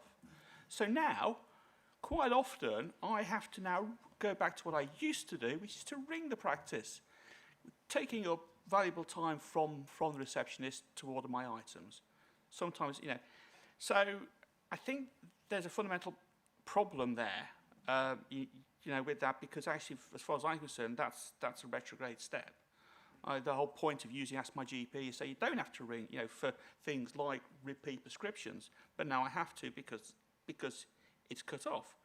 On the plus side, I have to say, certainly recently going to see a nurse practitioner because I have an annual hypertension review. That's worked perfectly well. Going to see a nurse practitioner, but that was available beforehand anyway, pre-COVID. I've recently had some physiotherapy, but again, in the old days, I'd just be referred straight through to a physio anyway. So I can actually see no benefit to Ask My GP at all. And actually, to be perfectly honest, the exact opposite. I've also picked up increasingly people, and I speak to a lot of people in my division, and when I see them, all of whom, you know, the subject of GP practice comes up, and everybody says, "Oh, I have problems with my practice. I can't get through these days. I'm having to wait." And it doesn't matter. You ask them which practice in Grantham they're with. It doesn't really seem to matter which one they're with. They all come back saying it's a lot worse than it used to be. We can't get to see doctors. We get fobbed off, and then we might go and see a nurse or whatever. So there's a lot of dissatisfaction. And I think pick up Councillor Cleaver's very good point, because if you use Ask My GP and you go and then he says, in effect, have we done, you know, are you happy? Yes, well I am, because I've actually, you know, managed to fill in my, you know, so I think the question you're asking is the wrong question anyway. It's skewed. It's a question that's skewed to get a yes vote.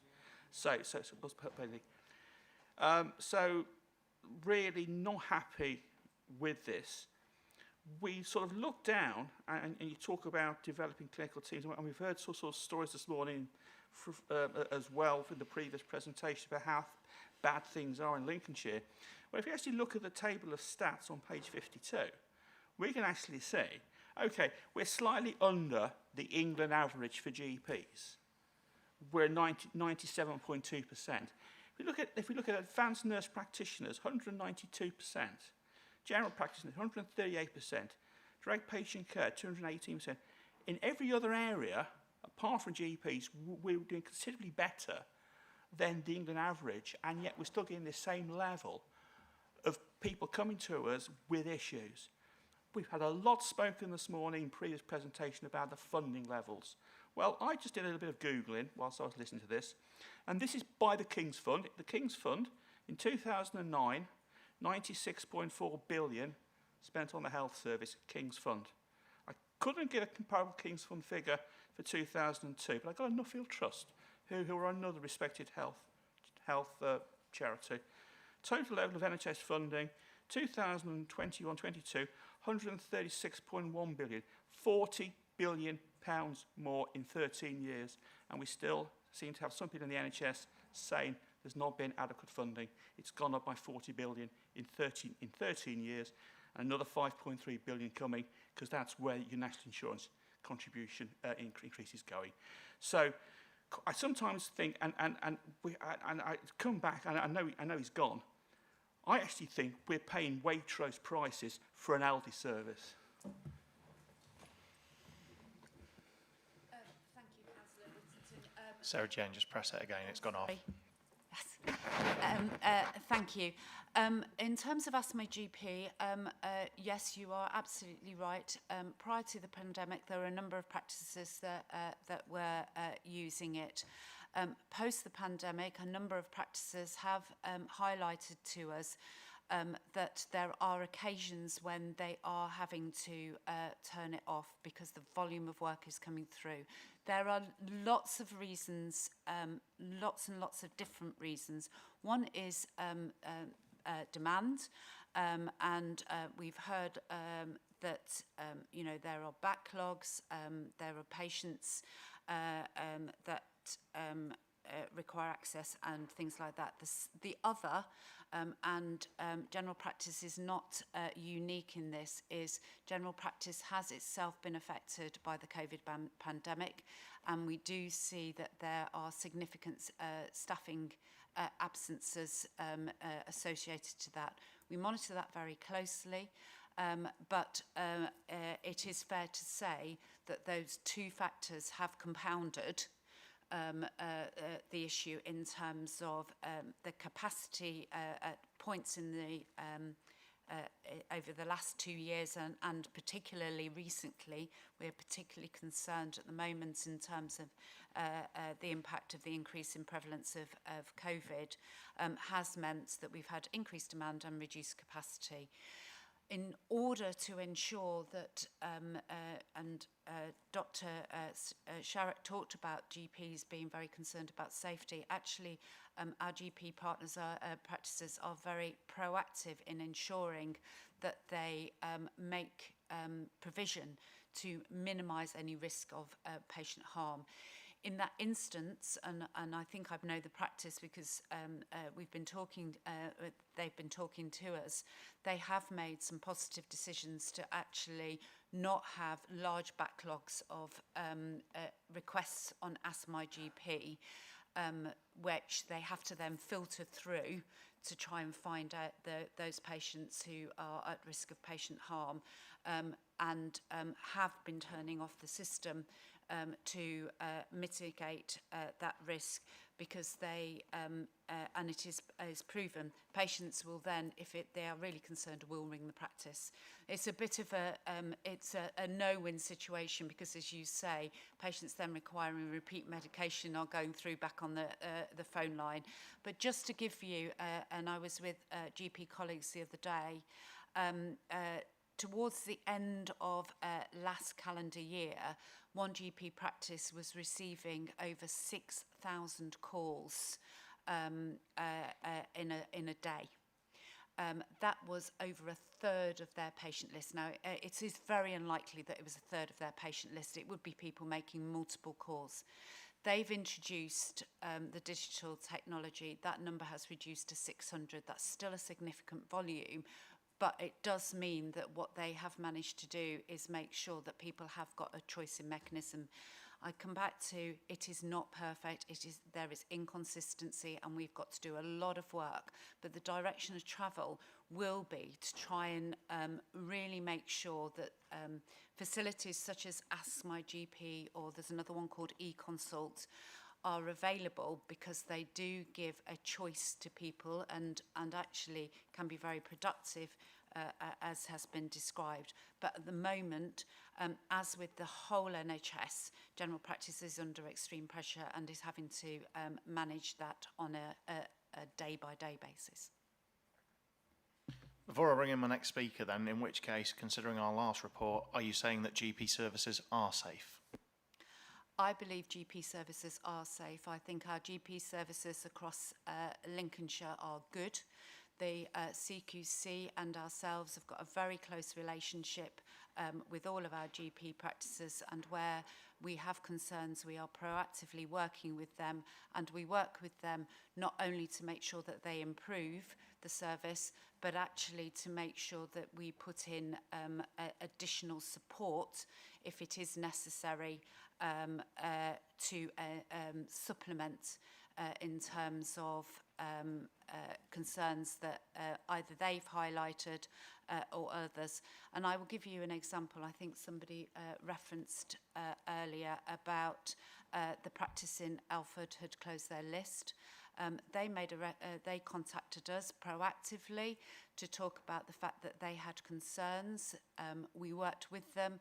We ensured there was arrangements in place for patients that wanted to register, and we've put in supplementary support to help them manage the immediate pressures. It is a very dynamic and real situation of practices having to manage this on a daily basis, but we have a good relationship with our GP practices, and I am confident that they are working to deliver a good standard of care, and when they can't, they work with us. Thank you, Sarah Jane. I've got Councillor Smith next. Thank you, Chairman. Firstly, around the use of digital technology, there is an issue here that's not been, and that's patient choice, because patients should have a choice how they access service. Now, during COVID, I appreciate things were slightly different, but I'll give an example which I appreciate isn't necessarily to the GP, but it's a relevant example. I was seeing a specialist, and they says, "Oh, well, we'll phone you." Bearing in mind they need to see my legs and how they move, phoning me's not much use because you can't see me. You know, and that's one thing. The issue again comes back to funding, and a word you used, which is GP surgeries are, and I quote, businesses. Well, I'm a bit old-fashioned. GP surgeries used to be GP surgeries. They weren't businesses. They were about providing care, and that's problem number one. Problem number two is, and Councillor Whittington's very ably pointed the fact out that actually spending in the NHS has gone up by about 40 billion.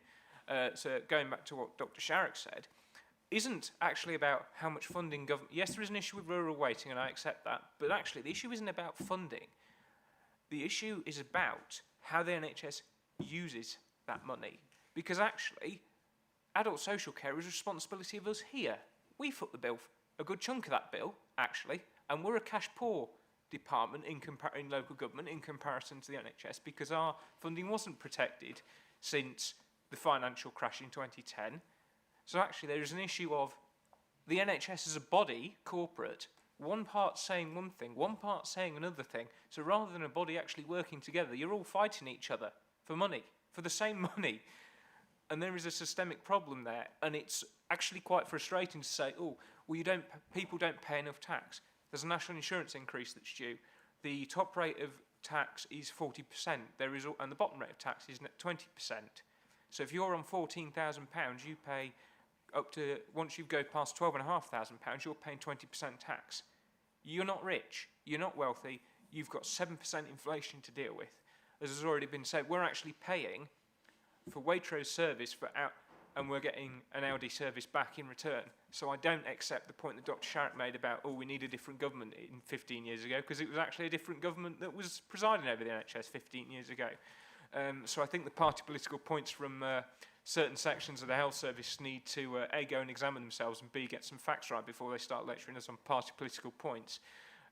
But I think there is a systemic problem in the NHS about how funding is used, and all I will say around telephony services and modernising, we don't want another white elephant like the IT system, where they tried to make the IT system speak to each other, which it still doesn't, because if you have an appointment in Nottingham, your paperwork from Nottingham cannot speak to Lincolnshire, and you have to ring the GP and go, oh, did you receive X, Y, and Z, as I've had to do? So just be very careful, because we don't want another white elephant where the telephone system's concerned. I've got another question, but I'll email you that because I'm conscious of time. But thank you for indulging me, Chairman. Thank you. Before I bring Sarah Jane Mills in, I will just say now, this has never been a political committee. Unfortunately, Dr. Sharrock went out of his way today to make it a political situation. It isn't something that I want to see continue within this committee, and that's just a point I want to make clear. So, thank you. Thank you, Councillor Mason, Macy, because I was going to make the same point. I'm not going to get drawn on political points in terms of funding. What I would say, though, in terms of the remote consultation, you're absolutely right. The remote consultation needs to be right for the person. And the example you gave in terms of a remote consultation where it is evident that you need to be examined does not work. It is not an excuse. by any stretch of the imagination, but I do think that the pace at which we introduced remote consultations to deal with the infection prevention issues associated with COVID meant that we didn't do enough work in terms of making sure that they were appropriate and relevant. And that's not just in GP surgeries, that is across the whole NHS. And I know, because I work with colleagues in terms of the hospital, and we are all talking about how do we make sure that remote consultations are appropriate for the individual and the individual's need. And that isn't just as simple as you have this condition or not. It is about the personal circumstances, so I would absolutely agree with that.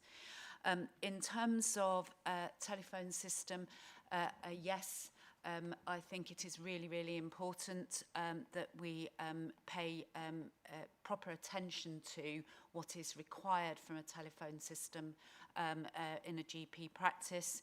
And it links slightly to the reference in terms of GP practices.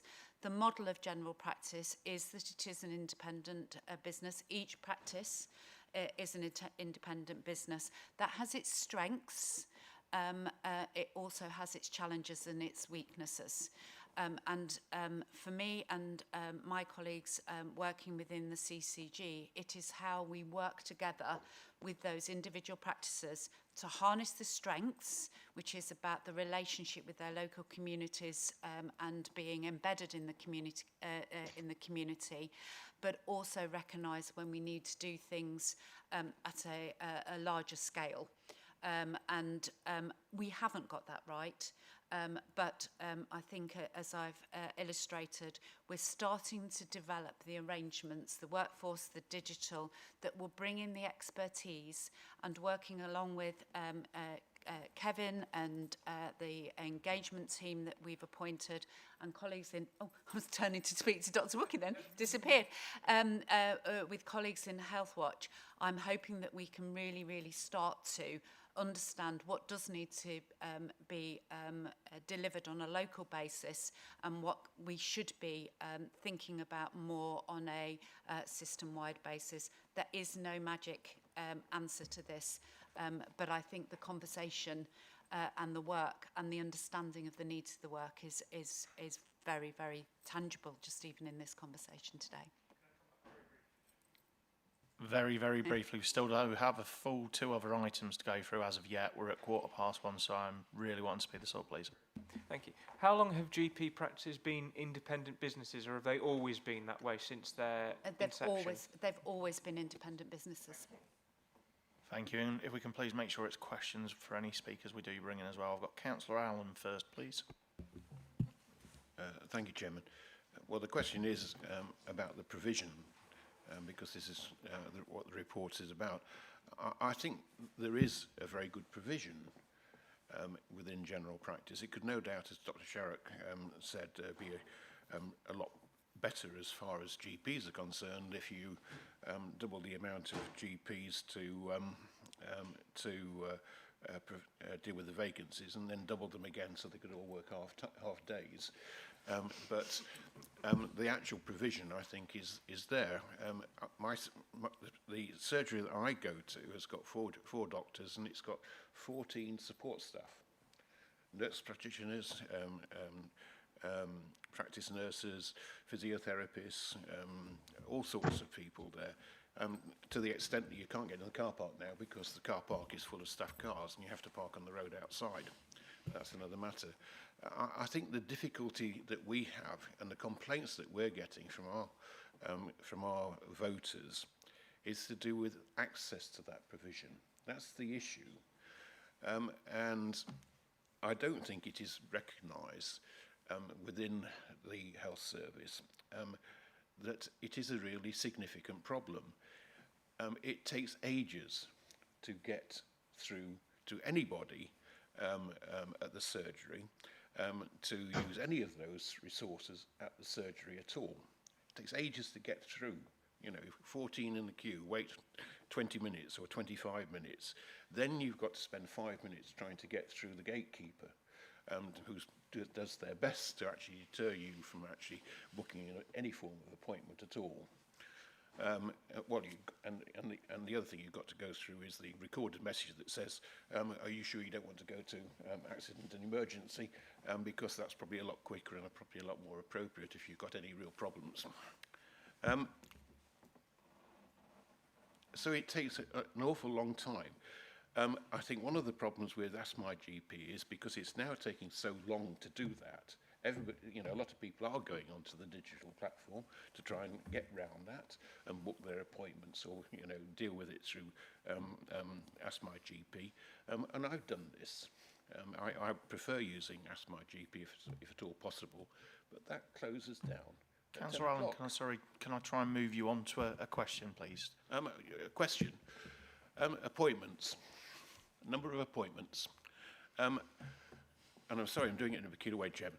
My wife had a growth on her neck.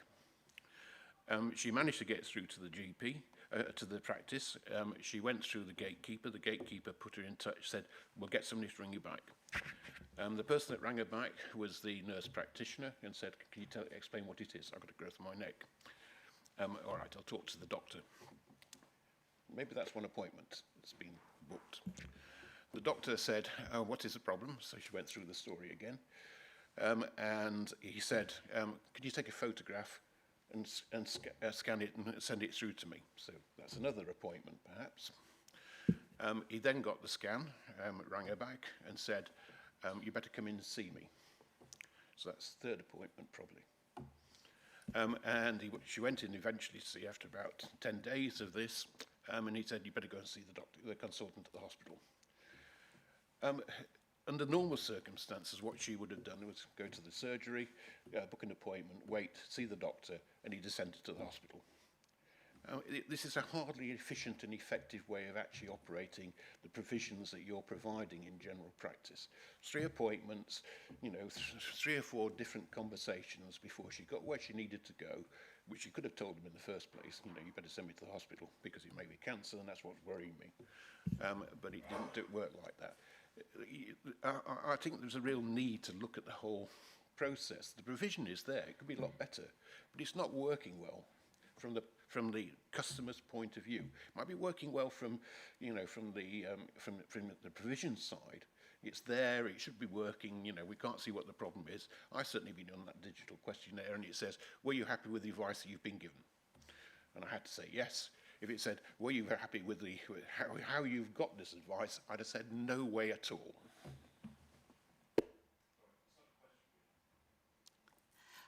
I think I've said a number of times that in terms of the rate at which we introduced new ways of working meant that we didn't do the planning that you would normally expect us to do.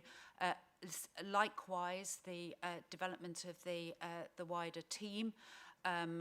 There is more work to do in terms of exactly what you've described, and no, I would agree with you. That is not an efficient use of any resource. Never mind an inefficient sort of like use of your wife's time in terms of that. From my perspective. No, and I'm absolutely acknowledging and not disagreeing with you, which is why, from my perspective, it is so important that we do work with local communities and local people, and we understand the specifics for different groups of our population, because that is one thing that's really important. What is right for me may not be right for you or your constituents. But also we consider how we support people who are exposed to health inequalities. All of that work needs to be done, and it needs to be done proactively, and we are investing in that, and I've explained.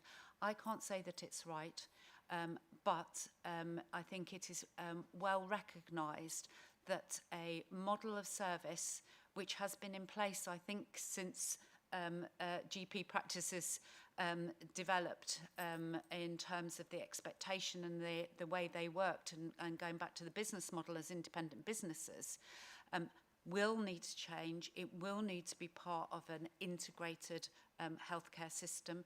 It will need to work with other parts of the system, and we need to make sure that in working to develop that, we absolutely, are efficient with our resource, because it doesn't serve anybody's need if we're not, and B, understand from local people what is important to them in terms of access. And I think the one thing that I can say that I think we'll all agree on, there is no one thing that will be right. We will need different arrangements for different people and different populations, and that makes it a complicated conversation to be had. But we do need to have that conversation. Okay, I've got 3 more speakers. Please ensure you've got a question. It's clear, it's concise, please. I've got Councillor Woodliff next. Thank you, Chairman. I'll do my best. Right. Basically 3 ones. Well, I'm looking at page 23 in the report, is it? And deprivation. And I'm looking at First Coastal and the huge deprivation that exists there. Isn't it appropriate to direct doctors to these areas? I think there's only 3 practices in First Coastal. And those areas that have serious deprivation, they need to be given special consideration. And we need to direct doctors as best we can to those areas to raise the level of health standard there. It's easy for people to perhaps live in the southeast of England and enjoy the benefits of living around London. Those benefits don't perhaps exist around Mablethorpe. But we do need to direct people. Do you not agree with that? That's the first thing. And the second thing, perhaps GPs should be paid for the number of patients they see. So if people only want to work 2 days a week, they only see, they earn less money. Maybe that is a possibility to encourage people to work a full week, if you can. And the third one doesn't relate. I'm sorry, so the third question. I've taken liberties here, I know that. It's not really a question. The education budget's been trashed. It's cut by over 6% in the last 10 years. If you're hoping for an increase in doctors for the education service, you can whistle in the wind, because the education service has been trashed. I can't comment on the education service, Right. although I would make a point that we are seeing an increased number of people coming into healthcare training, not just medical, but including medical. And I think we are very, very lucky to have a medical school in Lincoln, and the relationships that are developing in terms of between general practice and that. But the education budget is not for me to comment on. Neither will I comment on how we should pay GPs. That is not within my gift. I will, though, focus in on the issue of deprivation. I think you're absolutely right. We do need to pay particular attention to how we meet the needs of people living in our most deprived communities. And we are working very, very hard with colleagues in the First Coastal Primary Care Network to look at how we can address those needs. It isn't just as simple as this is about more general practice provision, because actually when we talk to people in those communities, they do have different needs, some of which need healthcare support to treat illness, but other things are around the support they receive in their communities. So it isn't just a isolated general practice position, it is about a service provision that meets the needs of that community, and that means us working with colleagues who were here earlier in terms of mental health. It requires us to meet with colleagues who work in secondary care. In terms of directing GPs to work in a particular area, unfortunately, people choose where they want to work. And I can't direct in terms of general practice GPs where they will apply for jobs. All I can do is make it as attractive as I possibly can to make it that they want to work. And that is why building the community offer in First Coastal and similar areas is really important, because for people, any of us, If we feel we can go in, work in an area where we can make a difference to the outcome for people, then that's going to be more attractive. And that is what we're doing with colleagues in First Coastal. We have talked about earlier recruitment and retention initiatives. I know that the GP practices over there have tried that from a general practice perspective. It hasn't been wholly successful, and therefore it suggests that there are other things we need to do in terms of general practice. I think the other thing, and going back to what we talked about earlier in terms of access, it is about us using all of the tools that are available to us. Yes, we need to make sure that we have a presence of clinicians in a local community that can see people, but we also need to make sure that we utilise other services and other support services. So, as I talked about earlier, when we're having clinicians monitoring patients' results and triggering an intervention, that doesn't need to be done by a small number of clinicians who are actually working in a community. So I think in terms of providing reassurance, we are absolutely focused on areas of deprivation. They are often the areas that have got the most challenge in terms of service provision as well as need. We are working with them to look at how we make them more attractive places to come and work, and doing that not just in terms of the GP practices but as a wider system. And I think increasingly we need to look at innovative solutions to make sure that where we do have frontline clinicians, they are able to do the face-to-face work, and remote consultations are supported where we perhaps can recruit more easily. Okay, thank you. Can you? Well, all I can say, I'm unconvinced, Chairman, but thank you very much for allowing me to speak. That's fine, thank you. Okay, I've got Councillor Matthews remotely again. Hello. Sarah, how nice to see you looking so bright-eyed and bushy-tailed and putting a positive glass half full spin on everything while recognising the situation. My question, which I'll raise first and then explain why, is more or less what Kieran Sharrock raised right at the end in response to me. Something about the people. You may end up repeating yourself, because I think you spoke about the people board and GP representation on the people board. But so that's my question. I'll come back to that in just a minute. You've talked about 10% who don't like it, data outliers, inconsistencies. Unfortunately, in Sutton-on-Sea and Mablethorpe and Alford, we're consistently an underperformer, and we have rotten luck. But I just wanted to say to you, this is not a surprise.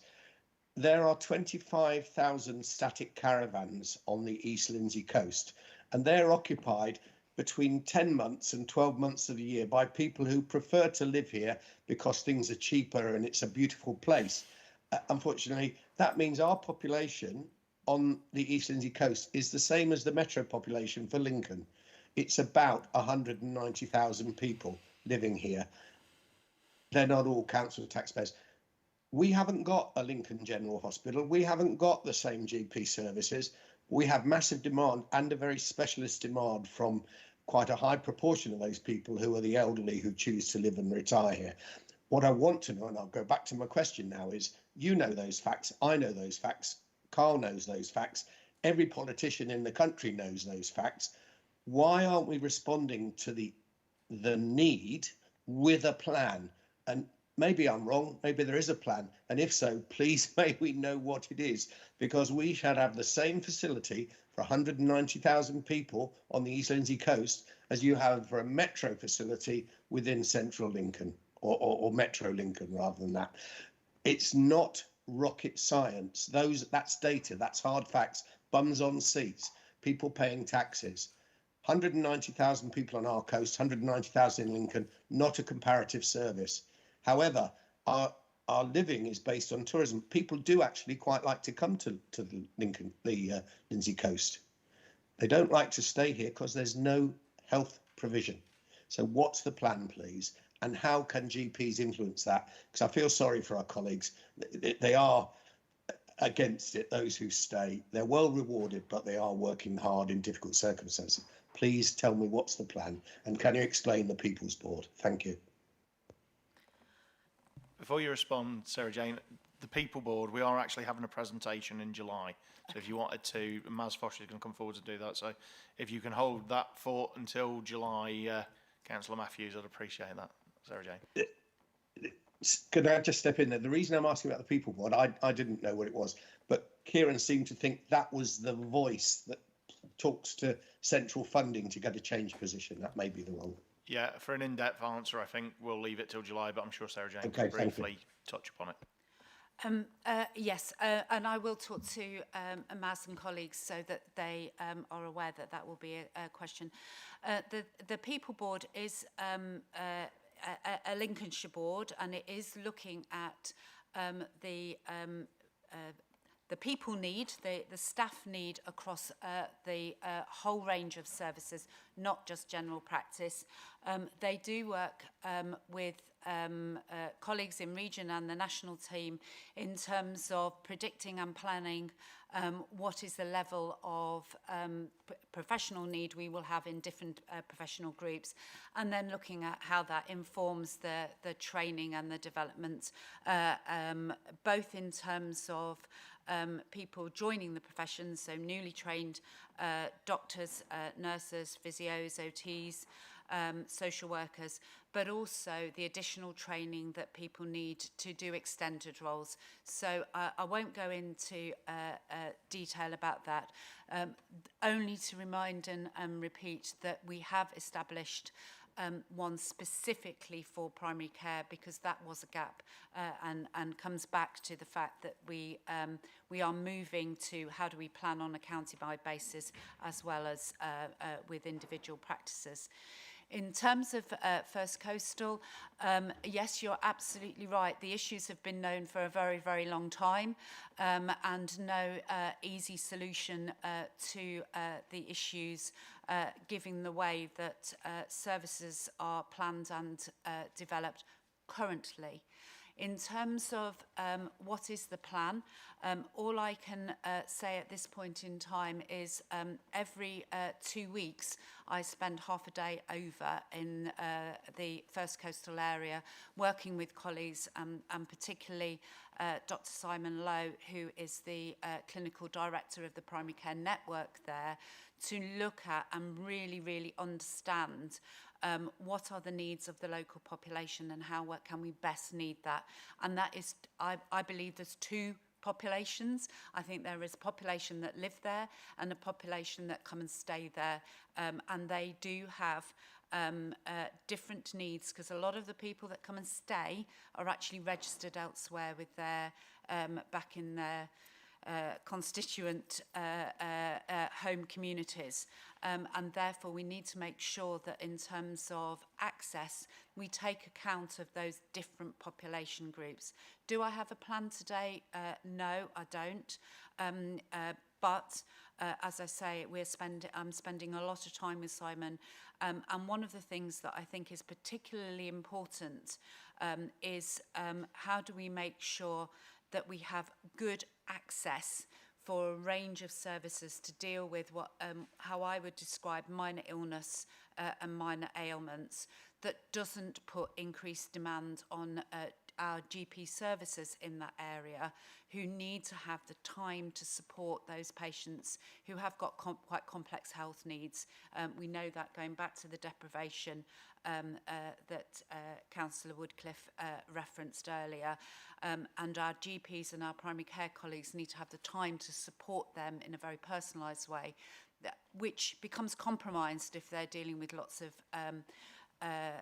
temporary residents. So we do need to look at how we develop services, and that will include looking at how we use the urgent treatment centres, how do we develop the pharmacy provision from next year, so 2023.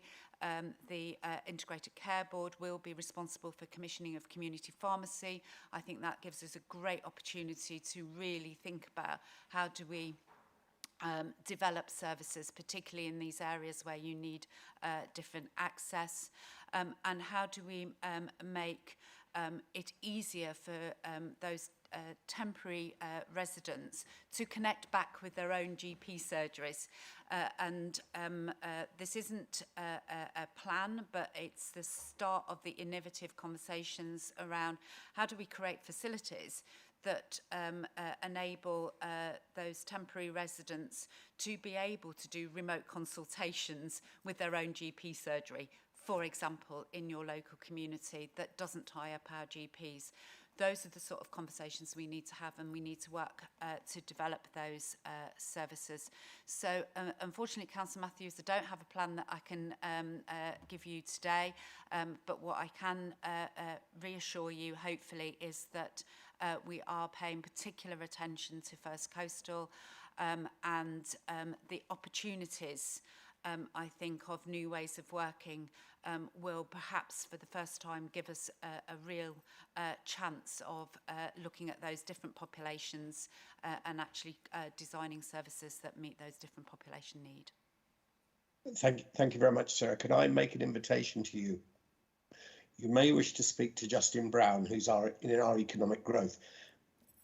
The way you've spoken about the people who live in static caravans is not a situation I recognise. The majority of people living in static caravans are mature people who are living here for 10 or 12 months of the year, who have a sham, that's probably the wrong word, but they give the address of their daughter or their son-in-law or their cousin or their brother in Sheffield and Rotherham and Nottingham and Derby, but actually they are permanent residents in all but name, in all but that technicality that they're registered for council tax elsewhere. And so it is closer to the 190,000 figure of permanent residents than the 135 East Lindsey residents. That 50,000 is a constant place here. But I might have the figures wrong. I'll just invite you to talk to Justin or to talk to someone who's, because we're grappling with that for all sorts of other reasons as well, the county councillors, in terms of road use, infrastructure, things like that. And I know that you've done some innovative work in trying to respond to that high summer population. There's three categories, I think: long-term, temporary accommodation, and then the short-term, which is, I think, what you're referring to, people who rent a caravan for a week or rent a caravan for 2 weeks. And there are a lot of numbers of those as well. I think the number's bigger than we think. There's also 1,500 unbuilt homes with planning permission in East Lindsey, and they're starting to be built now because it's cost attractive for people to sell their house in Derby, put the money in the bank and come here and buy a cheaper property. So please, would you be kind enough to link with Justin or myself at some stage to get more clarity on those, on actually where the boots are on the ground here and who they are? Yeah, I'd be very pleased to do that. Thank you. Thank you. Very final speaker, Dr. Thompson, please. Thank you, Chairman. I got an email saying that I was eligible for a COVID booster. It said to get a letter from the GP to explain vulnerability when I booked the appointment. I've had the previous vaccinations through the GP surgery network. Should I telephone the GP to see what provision they're going to make before I book an appointment through the NHS line? That's my question. But I would like to just make a point. GPs practicing in deprived industrial areas, it wasn't popular many, many years ago, and there were what were called designated area payments made on a capitation fee basis. Perhaps they should be looking at bringing those back for the rural so that it goes the other way. But the point was, should I contact the GP, additional contact regarding the vaccination?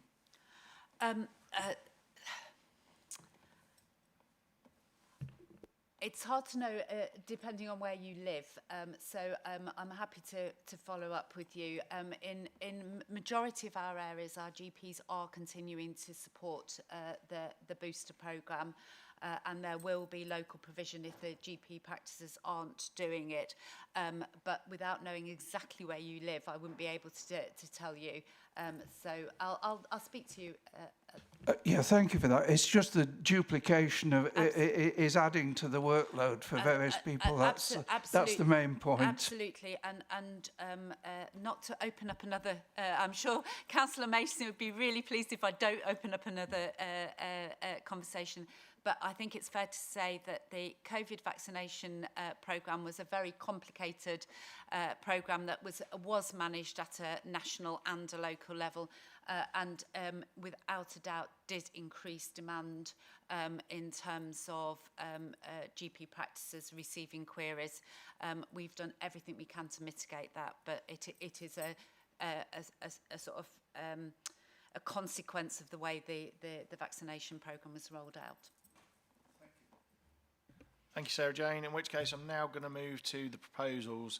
I propose that the CCG be thanked for presenting information on general practice provision and that an update on GP provision be considered in 6 months' time. Thank you, Sarah Jane, for your attendance. Do I have a seconder for my proposal? Councillor Wootton. All those in favour, please show. Thank you. That's supported. In which case, we'll move immediately on to agenda item 8, the United Lincolnshire Hospitals consultation on nuclear medicine. You'll find this at pages 81 to 91 of the report back, and a further draft of the proposed response has been circulated. Simon. Thank you, Chairman. The committee has considered this item on 2 occasions previously, including at the last meeting, the consultation document that had been issued. So I don't propose to go through the proposals in detail. The draft consultation document with a suggested responses was circulated to the committee in the last week and recirculated yesterday. And those, I think those have been put round on the table. And I would just ask the committee to consider that and whether it wishes to make any amendments prior to the submission to United Lincolnshire Hospitals Trust as part of the committee, as the committee's response. Thank you. Thank you, Simon. Councillor Raywotton, you wanted to say something? Yes, thank you, Mr. Chairman. I've taken time to read the report and fully support the recommendations in there. This, to me, is like a dripping tap that the washer needs repairing. If it's not repaired, they will just keep going away from Grantham. We'll have more and more services gone. So I hope your LHT take note of our concerns and thank the committee for their work. Thank you. Thank you. Councillor Woodliff.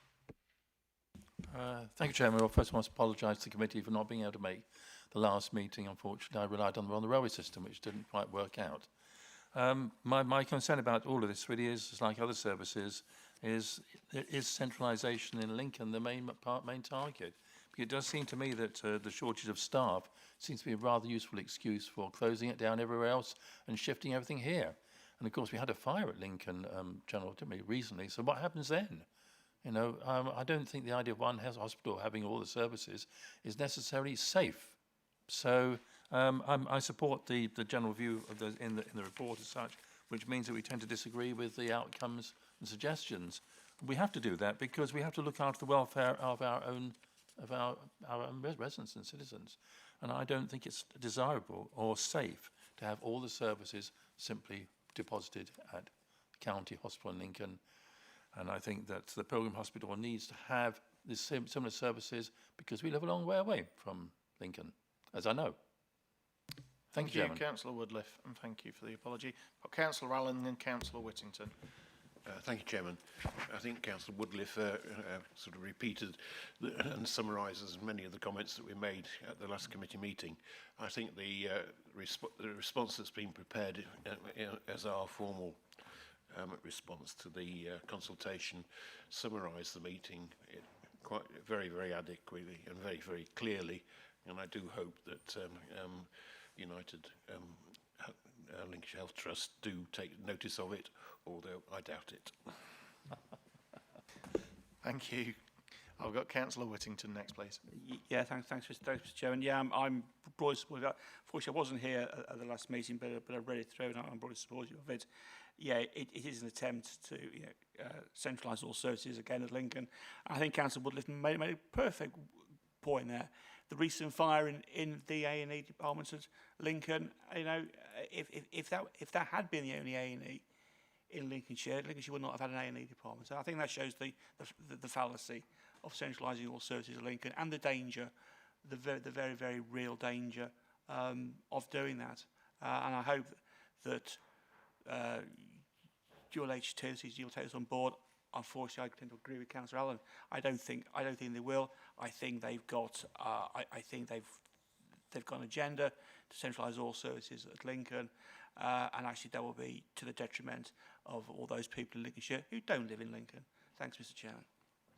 Thank you. Thank you for your comments, in which case I'm going to make the proposal that the committee's final response to the consultation by the United Lincolnshire Hospital NHS Trust on its nuclear medicine service be approved. Do I have a seconder for that proposal? Thank you.